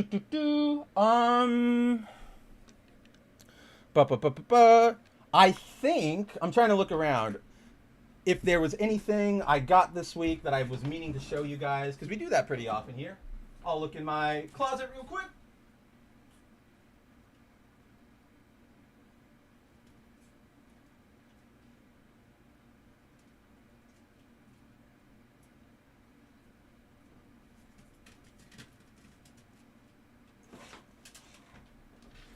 Oh yeah. All right. We're on the home stretch here. We were already like 2.5 hours in. Let's end. We'll go back to cards for a little bit to end this on a fun note. Get us back on. Smiling around. Timon, we love you. You're our boy. But obviously, this as with most weeks, I buy cards. They come in. They look cool. Blah blah blah. Figured you guys might want to see these cool ones I got this week. So there is a game I do not play, but I'm sure a lot of you have heard of it. The Final Fantasy card game. Yeah. Straight up from Japan, based on pretty much every mainline and even like spin-off. If it has Final Fantasy in the name, it's got a card in there. My friend OM, who was with us earlier, he's just getting into the game because he likes Final Fantasy. And so the other week, I was looking through like the card gallery with him, and I discovered that they make cards of like the Kingdom Hearts versions of like every character, like Final Fantasy character who appeared in Kingdom Hearts. There's a card of them with their Kingdom Hearts art, but they like dodge around it by just saying, for example, the Vivi from Kingdom Hearts 2. He's not from Kingdom Hearts 2. He's from Final Fantasy X. So upon learning that, like, I'm a giant Kingdom Hearts dork. So I went out and I bought these two guys, Cloud and Sephiroth, in their Kingdom Hearts 1 gear. Very hard to see the shine right now, but I did want to highlight how, like, where's a magic card? So here's Katara, right? This is our magic Katara card, a promo card. You can see that there's foiling there. It's pretty shiny. It's spot foiled. Katara is flat, but then everything else just sort of has like a general shine to it. Even the plastic light of my case side. But then we like look at this Cloud. Like there's actual like a hologram detail in his background. I don't know. It just looks so much more incredible. It's like, come on, Wizards, get your stuff together. But then I'm really excited about this one, guys. This is, so in case you didn't know, I'm a big fan of a little artist. You may have heard of her. Her name is Peach Momoko. She's very obscure. Hopefully she gets to handle like a main X-Men book, maybe something in like an alternate universe sometime soon. But anyway, up and coming talent. I'm a giant fan of her. For those who don't know, Peach is a giant artist and I talk about her all the time. But over the past like year or two, she's been tapped to do various cards for the fucking One Piece card game. And so I snagged all the ones she has available right now, which include Black Maria, Yamato, Boa, and Nami. And then also this Trafalgar Law. Oh, I wish I had a better light to show off the like foiling effects, because this thing, guys, this law looks incredible. I may like put a video of this shine up, because like words do not do that Trafalgar Law card justice. Like this thing, yeah, like it's gonna go out of focus and stuff. That kind of gives you a better look at what it does. But this thing, and I'm really excited because Peach also did a set of 5 magic cards. She got a secret lair drop all her own. So there's 5 One Piece cards, 5 of those. Like here, up on my wall, you can see what I've got them on display. I've got my Street Fighter cards are the top 2 rows, and then Peach in the third, and then a couple of Godzilla ones in the 4th. So I'm gonna put like the One Piece ones under that Peach. I'm going to get a whole Peach card wall. Like, it's going to happen. It's going to look so cool, and I genuinely cannot wait. Zero says, bruh, I just finished Wano. Dude, I liked Wano. way more than fucking Dressrosa. Like, Dressrosa is it's given me like manga PTSD, right? Like, it went on, as somebody who's reading it like actively at that time.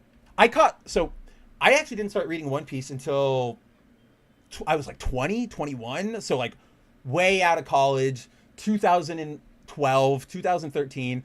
So I had a lot of catching up to do. By the time I caught up, they were just wrapping Fishman Island. So we wrapped Fishman Island, went through all the rest of that stuff, Punk Hazard. Then we got to Dressrosa. And that thing just like, it went on so long. Like I get it, there's a lot, but I just feel like Oda went too, like it got too expansive and it just dragged. Every fighter in that Coliseum got a chapter or like half a chapter backstory flashback. And then, so they would like introduce the fighter, like Spencer the Mav. And then you would have like that's the last page. And then the next chapter opens with like flashback to me. And I want to fight because I had a little boat and it got crushed by an evil, mean pirate. But a good guy like said I could blah, blah, blah, blah, blah, blah. And then like you see that flashback and then it cuts back to me and I'm like, ready, Luffy? And then bump, and I'm done. And that, like, why did we need all of these backstories then? Like, we didn't. I don't know what they kind of helped. Like, there are hype moments in Dressrosa. Sabo, like, I remember actively reading the chapter where Sabo or Luffy, like, exchanges places with Sabo in the arena. In the manga and anime, for those you guys might remember, they don't show Sabo right away. It's Luffy, he like wins his last round, and then he goes back to like the locker room, and right before he goes out, he sees somebody like taps him on the shoulder, and he like turns around and he gets like a big like wide like holy shit on his face.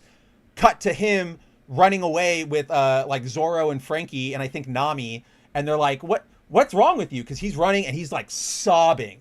And he's just like, Sabo's alive! And like, it cuts to see him, like Sabo, like smiling with like the Lucy costume on. Like, that shit was, I'm even getting goosebumps, like remembering that. But it just went way too damn long. Shinkai says, when I was reading the manga, I didn't see how Black Maria looked, so just assumed she had green hair. Don't know why I thought that.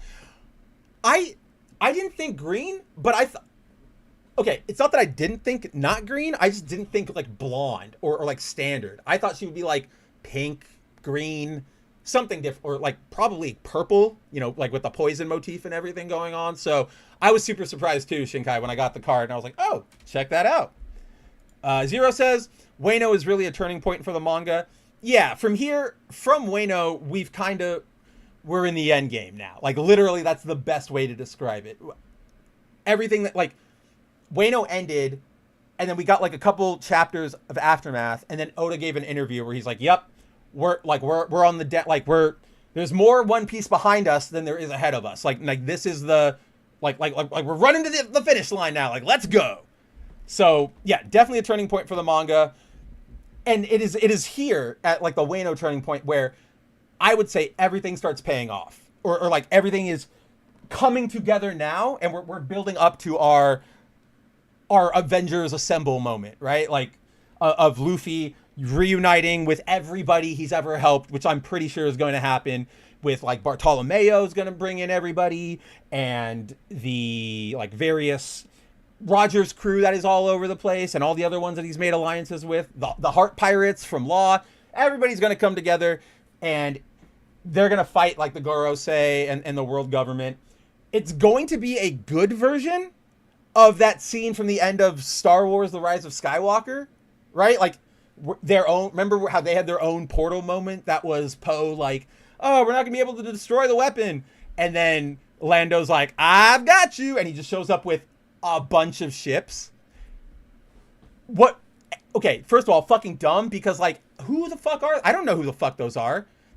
The hype from the Avengers moment came from like, we know those characters and they're coming back. Even the faceless soldiers, we sort of had a familiarity with, right? Like we had seen the Kamartage students in Doctor Strange, we had seen the Wakanda fighters in Black Panther, and we had seen who's the other force? Oh, like the Ravagers and stuff. We'd seen them in Guardians, so like we had some familiarity. In Rise of Skywalker, they were just like, is ship, yay! But I definitely expect there to be like a chapter where it's just like Boa's ship, Kid's ship, Bartolomeo, Law, fucking Foxy's gonna show up on his side. The fake Straw Hats are probably gonna be there. This is my prediction. The fake Straw Hats are gonna show up in that battle on their own ship, and they're gonna be like, yeah, we can be here and we can like pillage and plumage and also like build our cred. And they're gonna like they might like get their ship destroyed or something, or they'll get like blown up, but it'll be in service of like, oh shit, because they cut off that Marine ship, now Luffy can like make his way. Like it'll be unintentionally helpful to whatever the goal is going on with the rest of One Piece. But yeah, 101 chapters left to catch up. Keep going. You'll catch up to us probably about the time that the actual series comes to an end. But yeah, we're in the end game now, folks. But speaking of end game, we're 2.5 hours here. I think this is probably a good spot. I still have work to do, obviously, for bounding because we started a little earlier today. So with that, guys, I think we're going to wrap up for today. Thank you, everyone, for coming to hang out with me, for watching the Marvel previews, for hanging out through the rest of my Magic talk, through my little attempt at, my life advice to this little dabble into One Piece. I appreciate every single one of you who shows up, whether you are actively chatting with me or you are in the VOD or you're just watching and not chatting. I see every single one of you, and I couldn't do this show if it weren't for your support, because who'd be around to watch, right? So thank you to everybody from Zero to Andrew to Shinkai to Volume Dealer to Timon to Corey. Oh, hey, shit, Corey is still here. That's awesome. Corey is here. To Lazy stopped in for a second. OM was here. I'm pretty sure I said Shinkai, but you guys know me. I always forget if I say Shinkai. So Shinkai, Zero, all of you guys, you're the best. As always, everyone, boundingintocomics.com every day for new news. Next week, come back here, same Mav time, same Mav channel for another episode of The Good, the Mad, the Ugly. Maybe we'll try the earlier time again. We'll see. I'll see the analytics. I'll pull a couple people after this, and let's see what rolls. Let's see. And then yeah, so Zero's out of here, Corey's out of here, and Shinkai's out of here. Yes, I'll leave it. I'll let Shinkai give the final word. Heed his advice. Go play something great this weekend. Go hang out with people who love you. Go read an awesome comic book. Go watch a good movie. Go play a good video game. But most importantly, as Shinkai's got you, take care, everyone. As the creator of Mara Jade, Wait! I am not the creator of Mara Jade, and I want you to get out of this office right now. I'm sorry, Zeb. No way. You brought you brought it on yourself. I don't want you here. I'm so sorry, George. I didn't think it would go like this. Out. Ted, I got your voucher. Out!